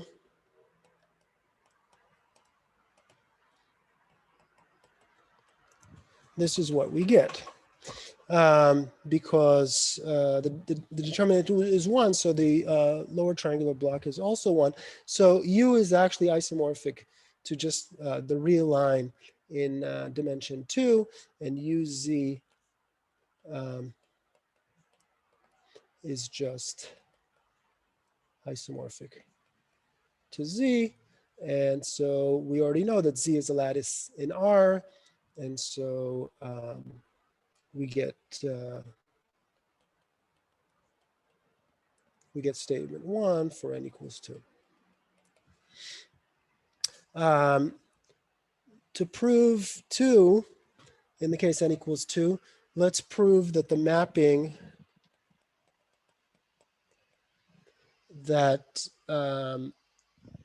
pi 1 is proper. And this note, this is, well, what is proper? First of all, proper means the preimage of a compact set is compact. Okay, whenever you have a continuous mapping, the preimage of a closed set is closed, and the map is called proper if, in our situation, compact is closed and bounded. The meaning of proper is that preimage of bounded is also bounded. So this this fact is only true for N equals 2, and we need it for the beginning of the induction. This is only true for N equals 2 and not bigger N, but for the base of the induction, it's what we need. So basically the reason is, so the heuristic,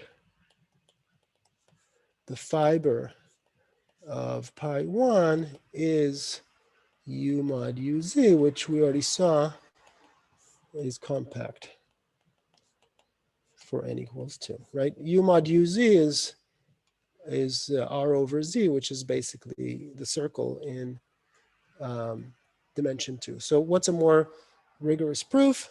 Let's let K in R2 minus 0 be compact.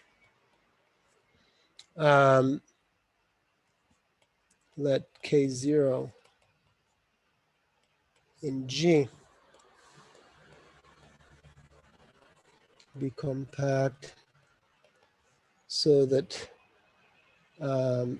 K is contained in K0 applied to E1. Let's let U0 be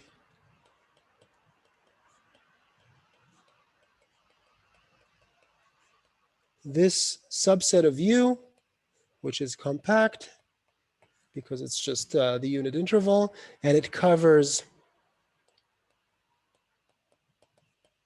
all of U, and therefore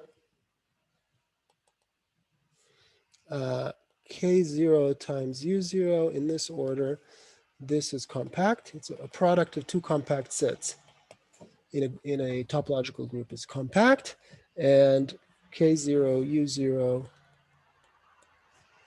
U0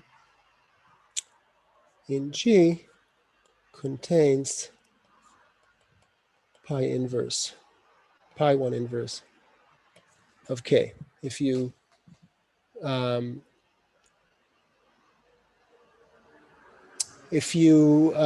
have any point in K, let me just explain that without writing it down. If you have any point in K, you can reach it by applying an element of K0 to E1, and the set pi 1 inverse of K is all the points which project onto this element. And therefore, if you take first apply U0, you find all elements which project onto E1, and then you apply K0, and you can reach all elements which project onto K.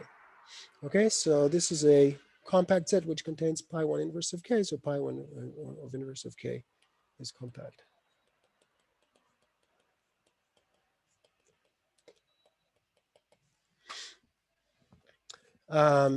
Okay, so that's needed for step 2, and now I can just repeat. Now to obtain 2, I repeat the same arguments that I had when I proved lemma 1.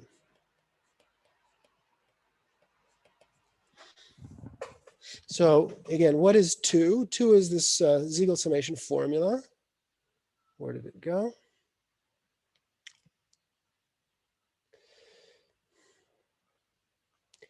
I'm trying to prove this formula, and I recall that f hat is obtained in 2 steps.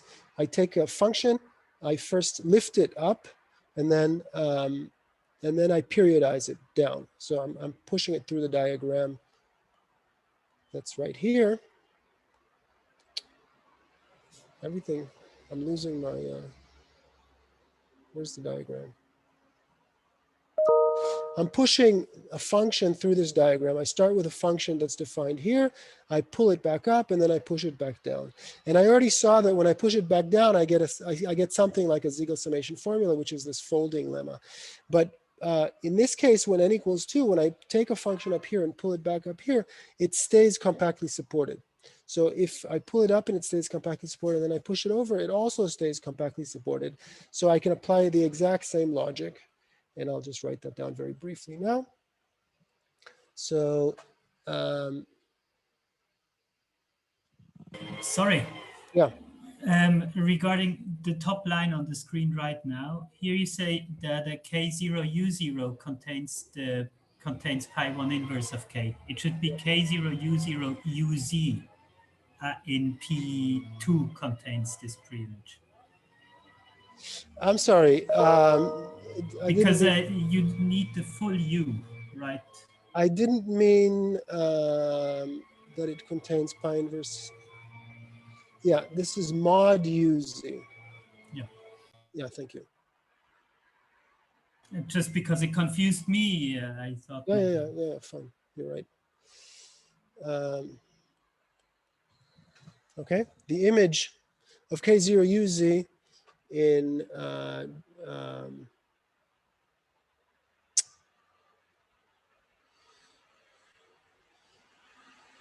let me write, yeah, you're right. Let me write that down more carefully. So K0U0 in G is compact, and pi 1 inverse K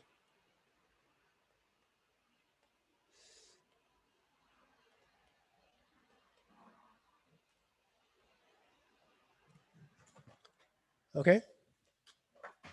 So this is now a this is a compact set of G, so therefore this is a compact set of this space P2, and it contains this preimage.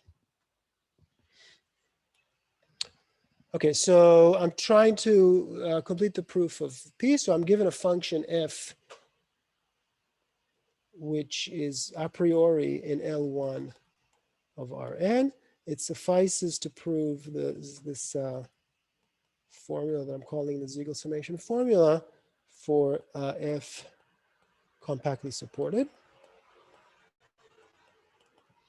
by the properness that I just proved. F bar is compactly supported on Pn, on P2, and hence, as in lemma 1, F hat in CC space of lattices in 2 dimensions is compactly supported as well. And so now define mu on Rn, a right-on measure, by the integral of f with respect to mu. Sorry, this should be R2. It's a 2-dimensional case.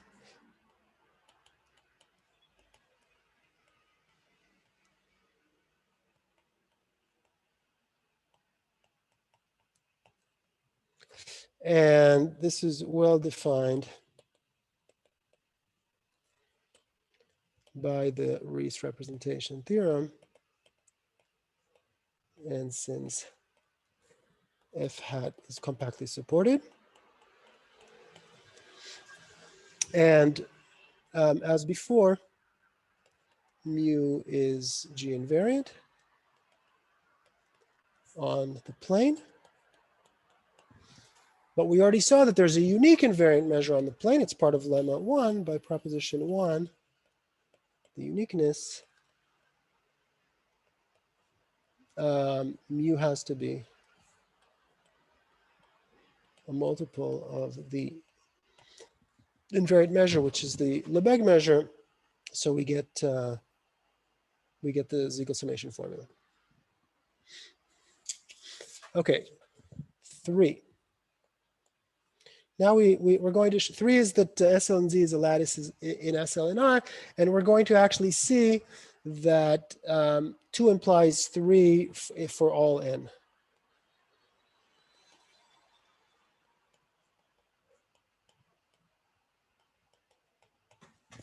Okay, once you have 2 for a particular n, then you get 3 for that same n. So how does this work?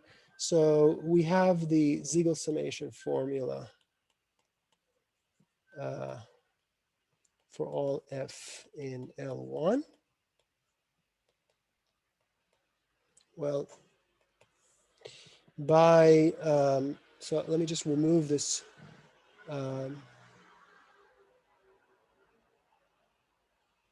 So L1 of the punctured Rn, of Rn minus the origin, is also dense just in L1. So actually the Siegel summation formula is now valid for all functions in L1 period, all functions in L1 of Rn. So now I'm going to apply this to the indicator of a box.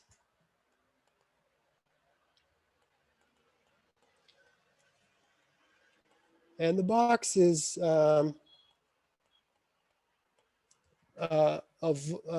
size, it's the cube of side length, something bigger than 2. I could put minus 1.1 up to plus 1.1. Could be anything as long as this box satisfies the assumptions of Minkowski's theorem, as long as the volume of B is bigger than 2 to the n. So if the volume of B is bigger than 2 to the n, then the value of f hat on L for any L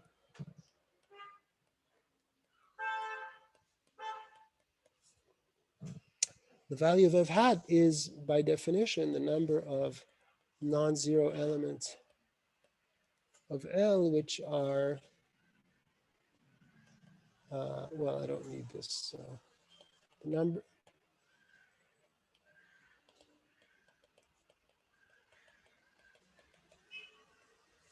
by definition, the f hat of an indicator is just counting the number of primitive vectors in this set. So by Minkowski's theorem, I know that there's a non-zero element of this set. And since the box is a star body, in other words, I can multiply by scalars and stay in the box. As soon as I have a non-zero vector in the box, I also have a non-zero primitive vector in the box. So this is at least one. This is by Minkowski's first theorem. Okay, so was there a question? It's just, it's even 2. Pardon? Yeah, it's bigger than, at least, yeah, it's bigger than 1, which is bigger than 2. That's true. It's bigger than or equal to 1, which is, I don't need the 2. You're right, though. So I have this, and then it follows that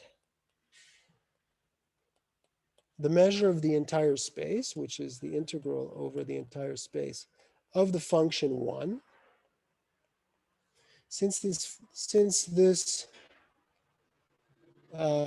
inequality is satisfied, this is less than the integral over the entire space of f hat of L.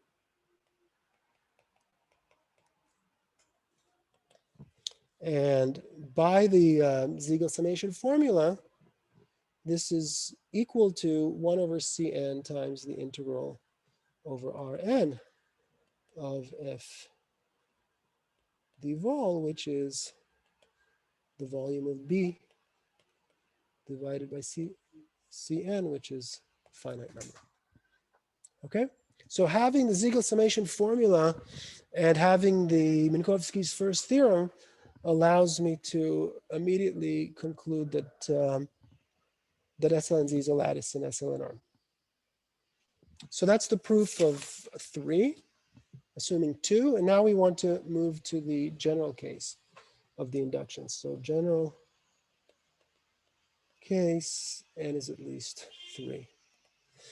So let's prove that UZ is a lattice. So this is just a computation, and but it's a computation using the induction. So we're going to use the fact that SL and Z is a lattice in SL and R to find a fundamental domain for SL. Sorry, to be more precise, we're going to use the fact that SLN minus 1Z is a lattice in SLN minus 1R, which we know by induction, to find a fundamental domain for SLN minus 1R over SLN minus 1Z. And then using that fundamental domain, we'll find a fundamental domain for U over UZ and show that it has finite volume. So we proved a formula for the Haar measure on U. Let me write it down. Actually, this is something that I stated, and I'm not sure I've completed the proof in the previous lecture, but I posted this proof in the notes. So here's a formula for the Haar measure on U.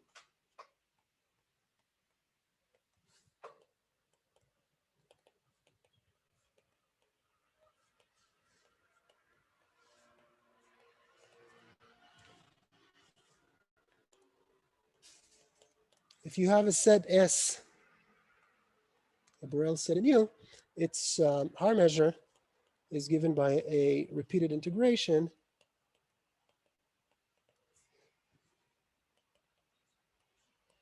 Remember that elements of U can be written in this form. X is a row vector of size n minus 1, and A is a matrix of size n minus 1, which has determinant 1. And this is a repeated integration where I take the volume on Rn minus 1 first, and then I take the Haar measure on SLn minus 1 outside. So this is a formula for the Haar measure on U. Let omega be a fundamental domain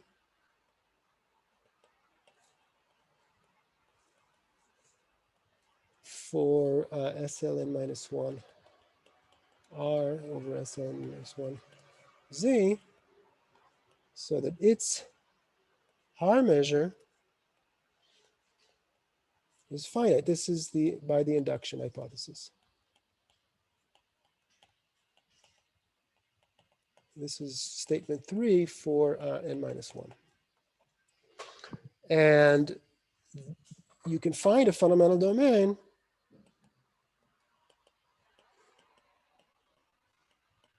so let's call this, let's state a claim here. I want to construct a fundamental domain for U mod UZ, and I'm claiming that I can do the following thing.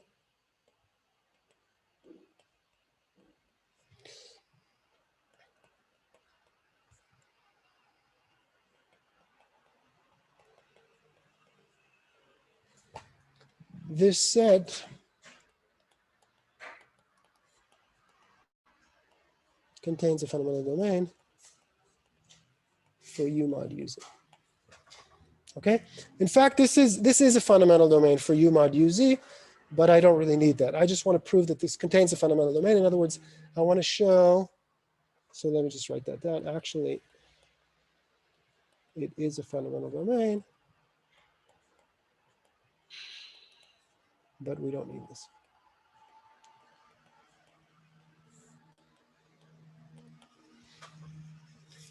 So why is this true?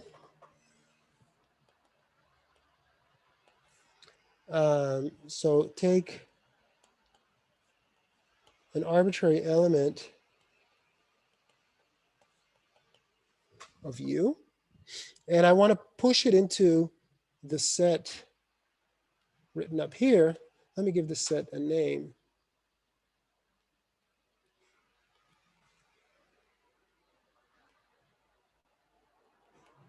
I want to push this set into omega U by right multiplication by an element of UZ. So I'm going to right multiply by two elements of UZ in 2 steps. So first I'll kind of push A into omega, and then I'll do that as follows. So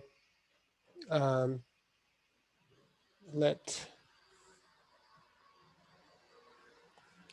gamma 1 be an element of SLN minus 1Z such that A gamma 1 is in omega.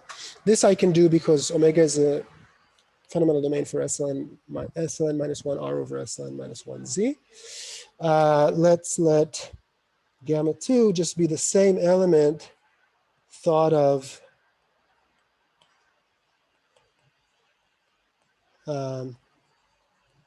one dimension higher by adding a ones and zeros. So now I've embedded it as an element of UZ. And so if I do the multiplication,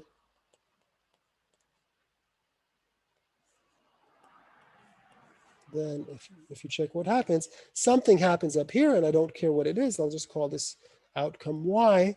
It's actually X multiplied by gamma 2 by gamma 1 on the right, and here I get A gamma 1. So now this guy is in omega, and now I let gamma 3 have this form.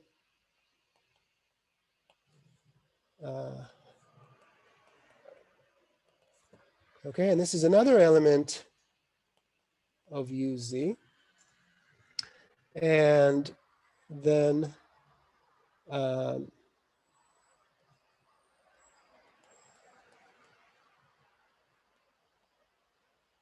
if you check what this element does, it doesn't disturb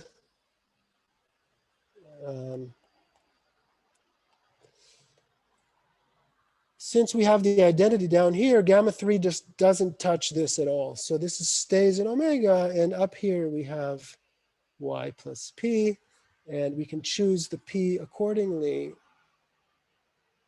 so that Y plus P is here.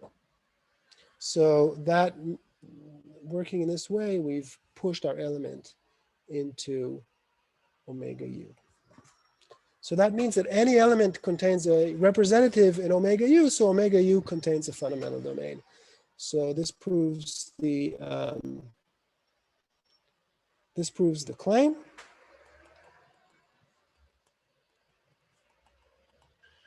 And now let's compute the Haar measure of omega u using this formula here.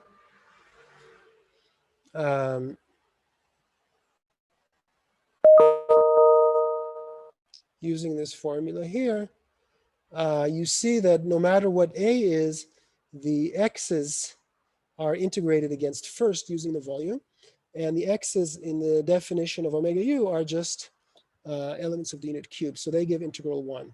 So this is the repeated integral.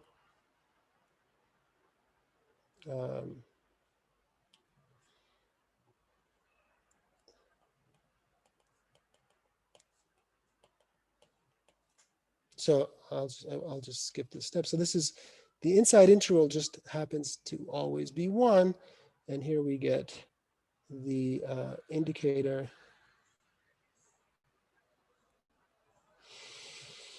Yeah.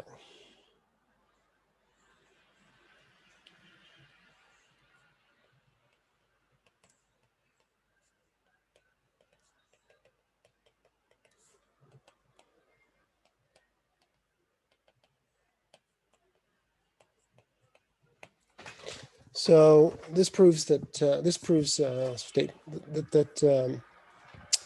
UZ is a lattice in U. Okay, now let's prove. Finally, now we have to prove 2. Remember 3, we already proved that it follows in general from 2. So what is 2? 2 is this Siegel summation formula. So to prove the Siegel summation formula, again, it suffices as before.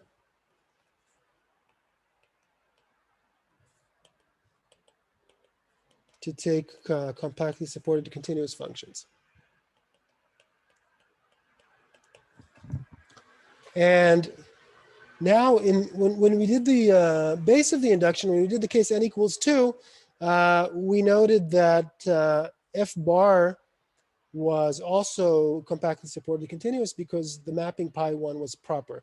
But I noted that in the higher dimensions, the map is no longer proper. So what's going to happen next is that f bar is actually, we're only going to show that f bar is in L1. So we're claiming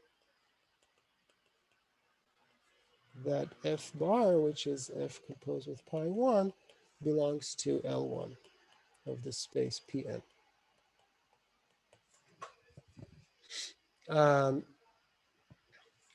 So suppose we've proved this claim.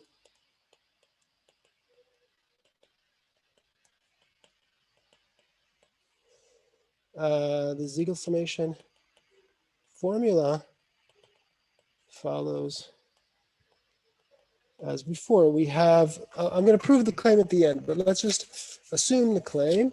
And so then I get that well, okay, actually, let me prove the claim and then conclude the proof, because during the proof of the claim, I'm going to prove something slightly stronger. So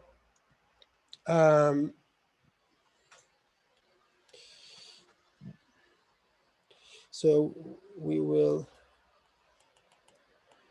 write the Haar measure, or the invariant measure on Pn in a different way.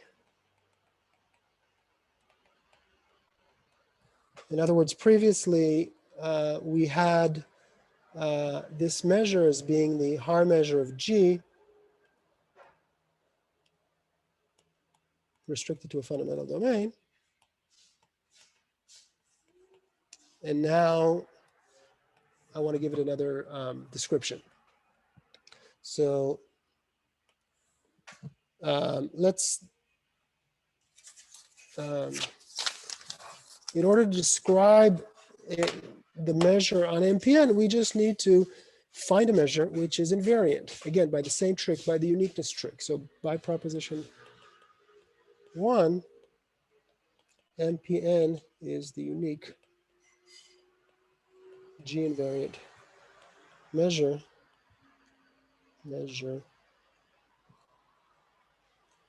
on Pn. So let's describe such a measure up to, it's unique up to scaling. So let's describe such a measure. So the set pi1 inverse of E1, which is the fiber of this mapping, is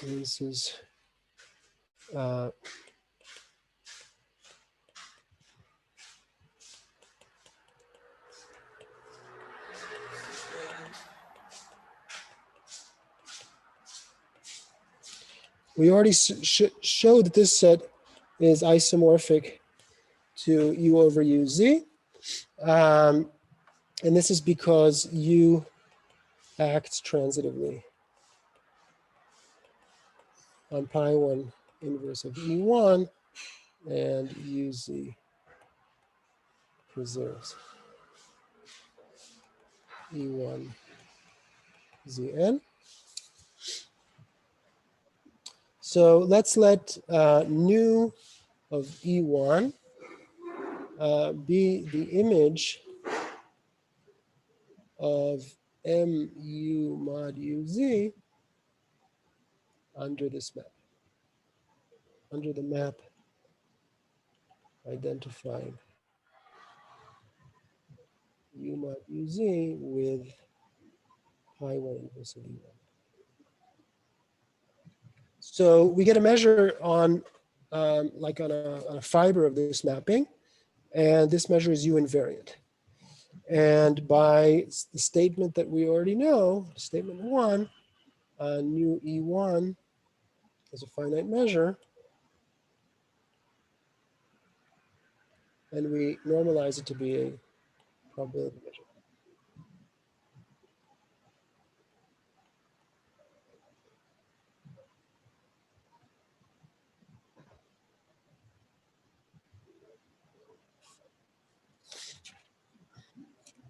Okay, now for each, so what I want to do is define fiber measures over the fiber of each y in Rn. This was a fiber measure defined over the fiber of E1. And now I want to define fiber measures over each element in Rn minus 0. So for each y in Rn minus 0, we define a probability measure,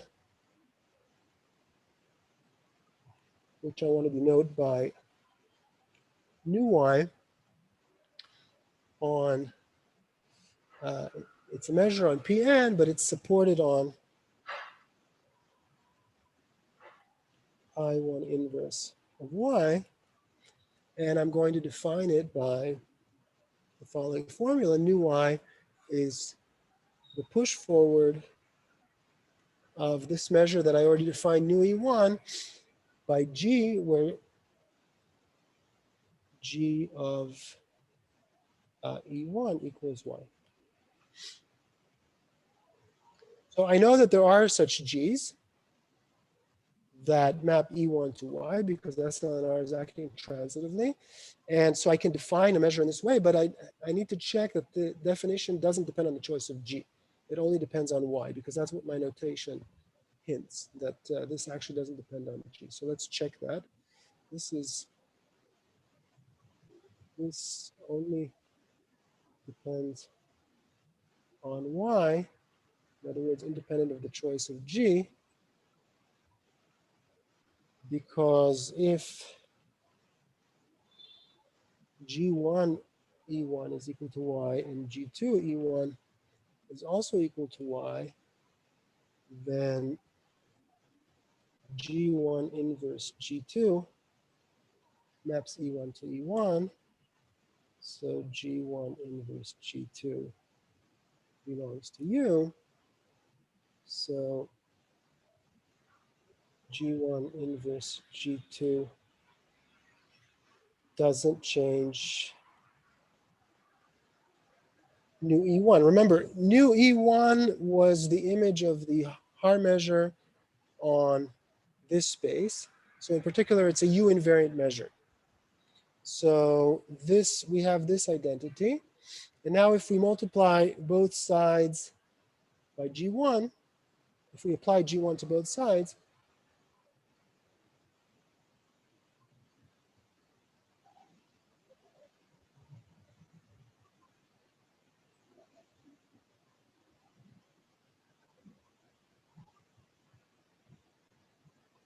we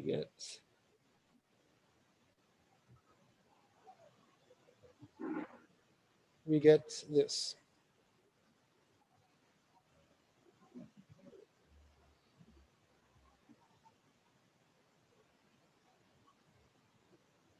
So this proves that the measure we're defining really depends only on y.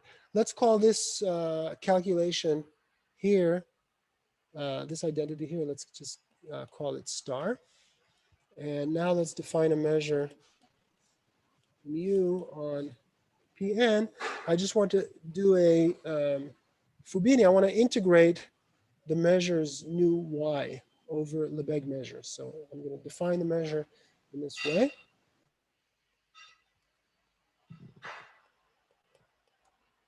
For all f compactly supported continuous functions on Pn, the integral on Pn of f with respect to this measure mu is just repeated integration.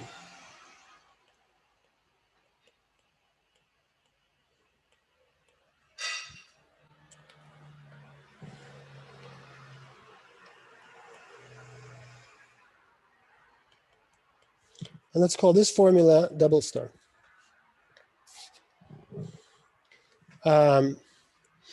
So why is this well defined?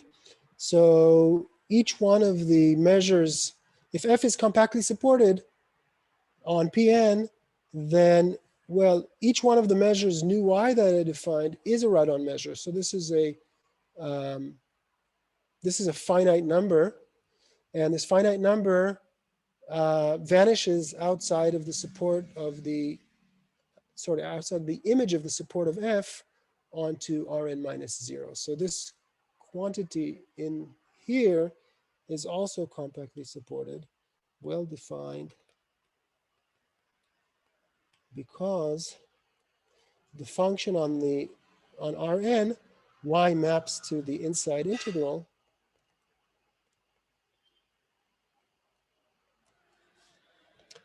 is continuous and vanishes outside pi 1 of the support of f. So it's compactly supported, so this makes sense. And if I look at star again, this is star. If I do this computation again, I see that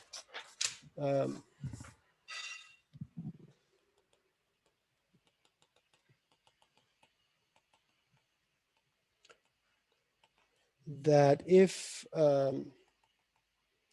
G maps y1 to y2, then G also maps the measure above y1 to the measure above y2. And so this implies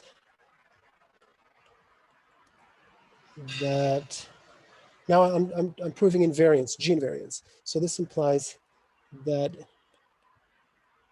if I integrate the push of f by G with respect to this measure mu that I've defined, let me write everything out.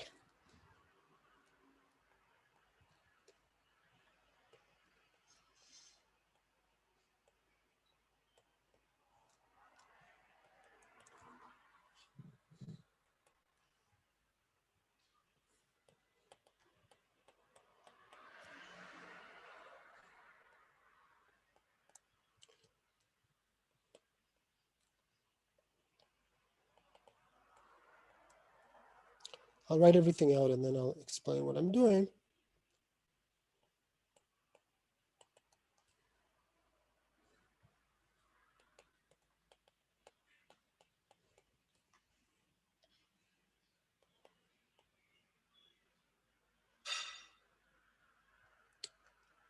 I'm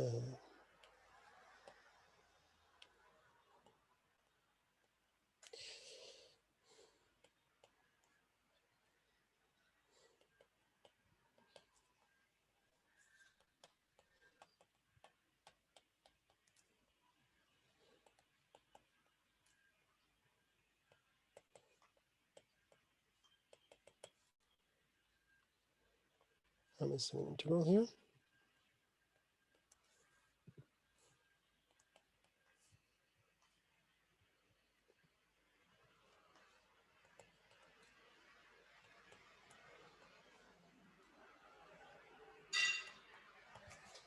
Okay, so I'm claiming that mu is G invariant. So to say that mu is G invariant amounts to saying exactly the equality of this with this. So let's check that the mu that I've defined is G invariant.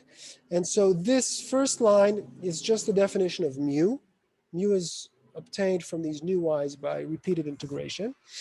And when I have to integrate f in the inside integral, the composition of f with G, with the action of G, with respect to new y, by definition, that's just the push forward of, that's just the push forward measure. It's G star applied to new y.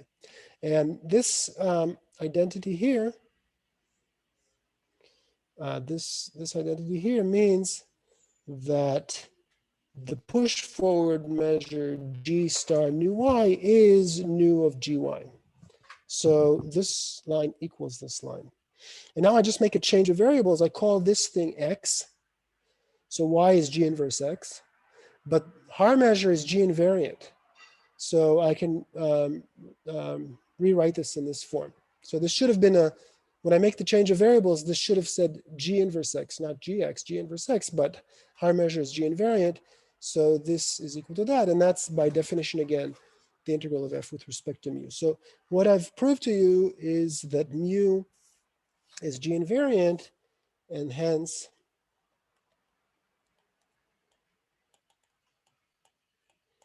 mu is a multiple of the unique invariant measure MPN.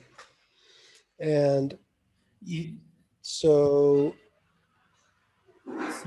formula that I get, again, passing to L1, passing from compactly supported functions to L1 functions, and defining f bar as we did before, what I'm getting is that the integral of f bar with respect to d mu x is just f of x. This is just a triviality because this means for this particular function, this function is just a constant. Oh, it's just this particular constant, and this measure is a probability measure. So I have this formula, and plugging that into my formula for the measure mu, I get that the integral of f bar is this integral. Okay, so mu satisfies the property that looks like the Ziegel summation formula, but passing from the space Rn to the space Pn. But then by the folding trick, by the folding lemma, by lemma 1, there's a, let me maybe add one more step here. This is, so let's call it Cn double prime, a positive number, so that the integral of f d vol equals the integral of f hat on Pn with respect to the invariant measure on Pn. And now by folding by lemma 1,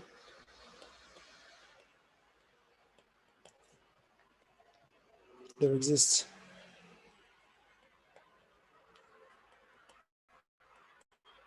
Cn triple prime positive such that for all H in L1,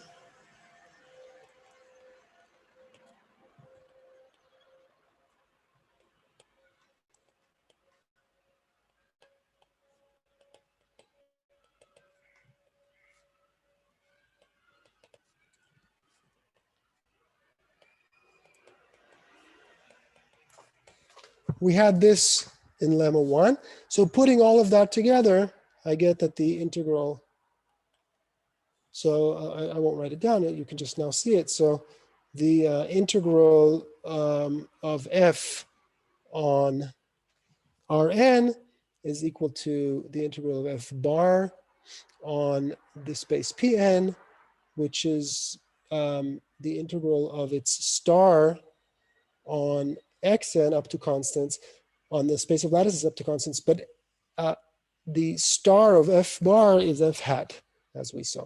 So putting these together, let's call this 3 stars and this 4 stars, and putting 3 stars and 4 stars together,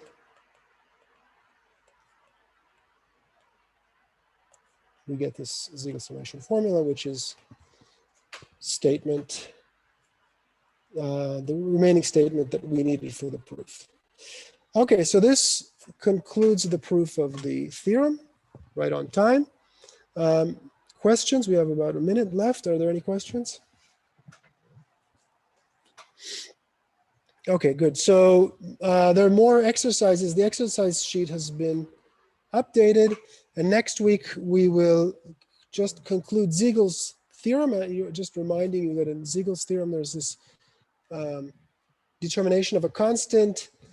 The constant Cn is determined, and also the summation formula is over all the non-zero lattice points instead of all the primitive lattice points. So I still owe you the proof of that, and then we'll be done with this proof. Okay, see you all next week. Can I have a question? Sure. Like a historical question that I should have asked before, but I haven't asked yet. What was first, like lattices in the regular lattices that we study, or the definition of a lattice? In a general group? Yes, in the general homogenical dynamics definition. The lattices in Rn. I mean, Lie groups were only sort of classified, and sort of the importance of these semi-simple groups, that's a 20th century thing. But Rn and lattices on Rn and dual lattices, all of that is very important in harmonic analysis. So that's already 18th to 19th century mathematics. So people were studying lattices, all throughout the 19th century, and lattices in more general groups were only studied in the 20th century. And was there an obvious, like someone really thought that this direction, that this result would come up eventually? I don't know if קצת קשה לי באנגלית. So you mean this Ziegler summation formula? The Ziegler summation formula specifically, but generally the quotient on Lie groups would eventually טוב, האמת שזה, כן, זה תכלס, זה רק משהו ספציפי על הזיהוי של SLNR ו-SLNZ, עם ההכללה של סריגים, בדינמיקה על מרחבים הומוגניים באופן כללי. Because there's still so many speakers on the chat, listening. So historically, apparently, according to Ziegel, who proved this in 45, Minkowski already anticipated all of this at the very beginning of the 20th century, even though most of these notions were not carefully studied. So this was anticipated by Minkowski, and the sort of the much more general framework was given very soon after Siegel by André Weil. André Weil was a contemporary of Siegel at Princeton, other places, and he immediately after Siegel, or maybe 4 or 5 years after, understood how to set everything in a very, very general framework, including algebraic groups over different rings and adels and different number fields and so on and so forth, but the same ideas. And in fact, the proof that we're giving is very close to Siegel's original, to Weil's original proof. André Weil, you know it's a Weil proof if there's a nice diagram and naturality, and all. This whole argument just works by naturality of this diagram with arrows. And that's kind of a common to a lot of his arguments. כן, תודה. Any question, Alan? לא, זהו, תודה. Okay. So we'll see you all next week.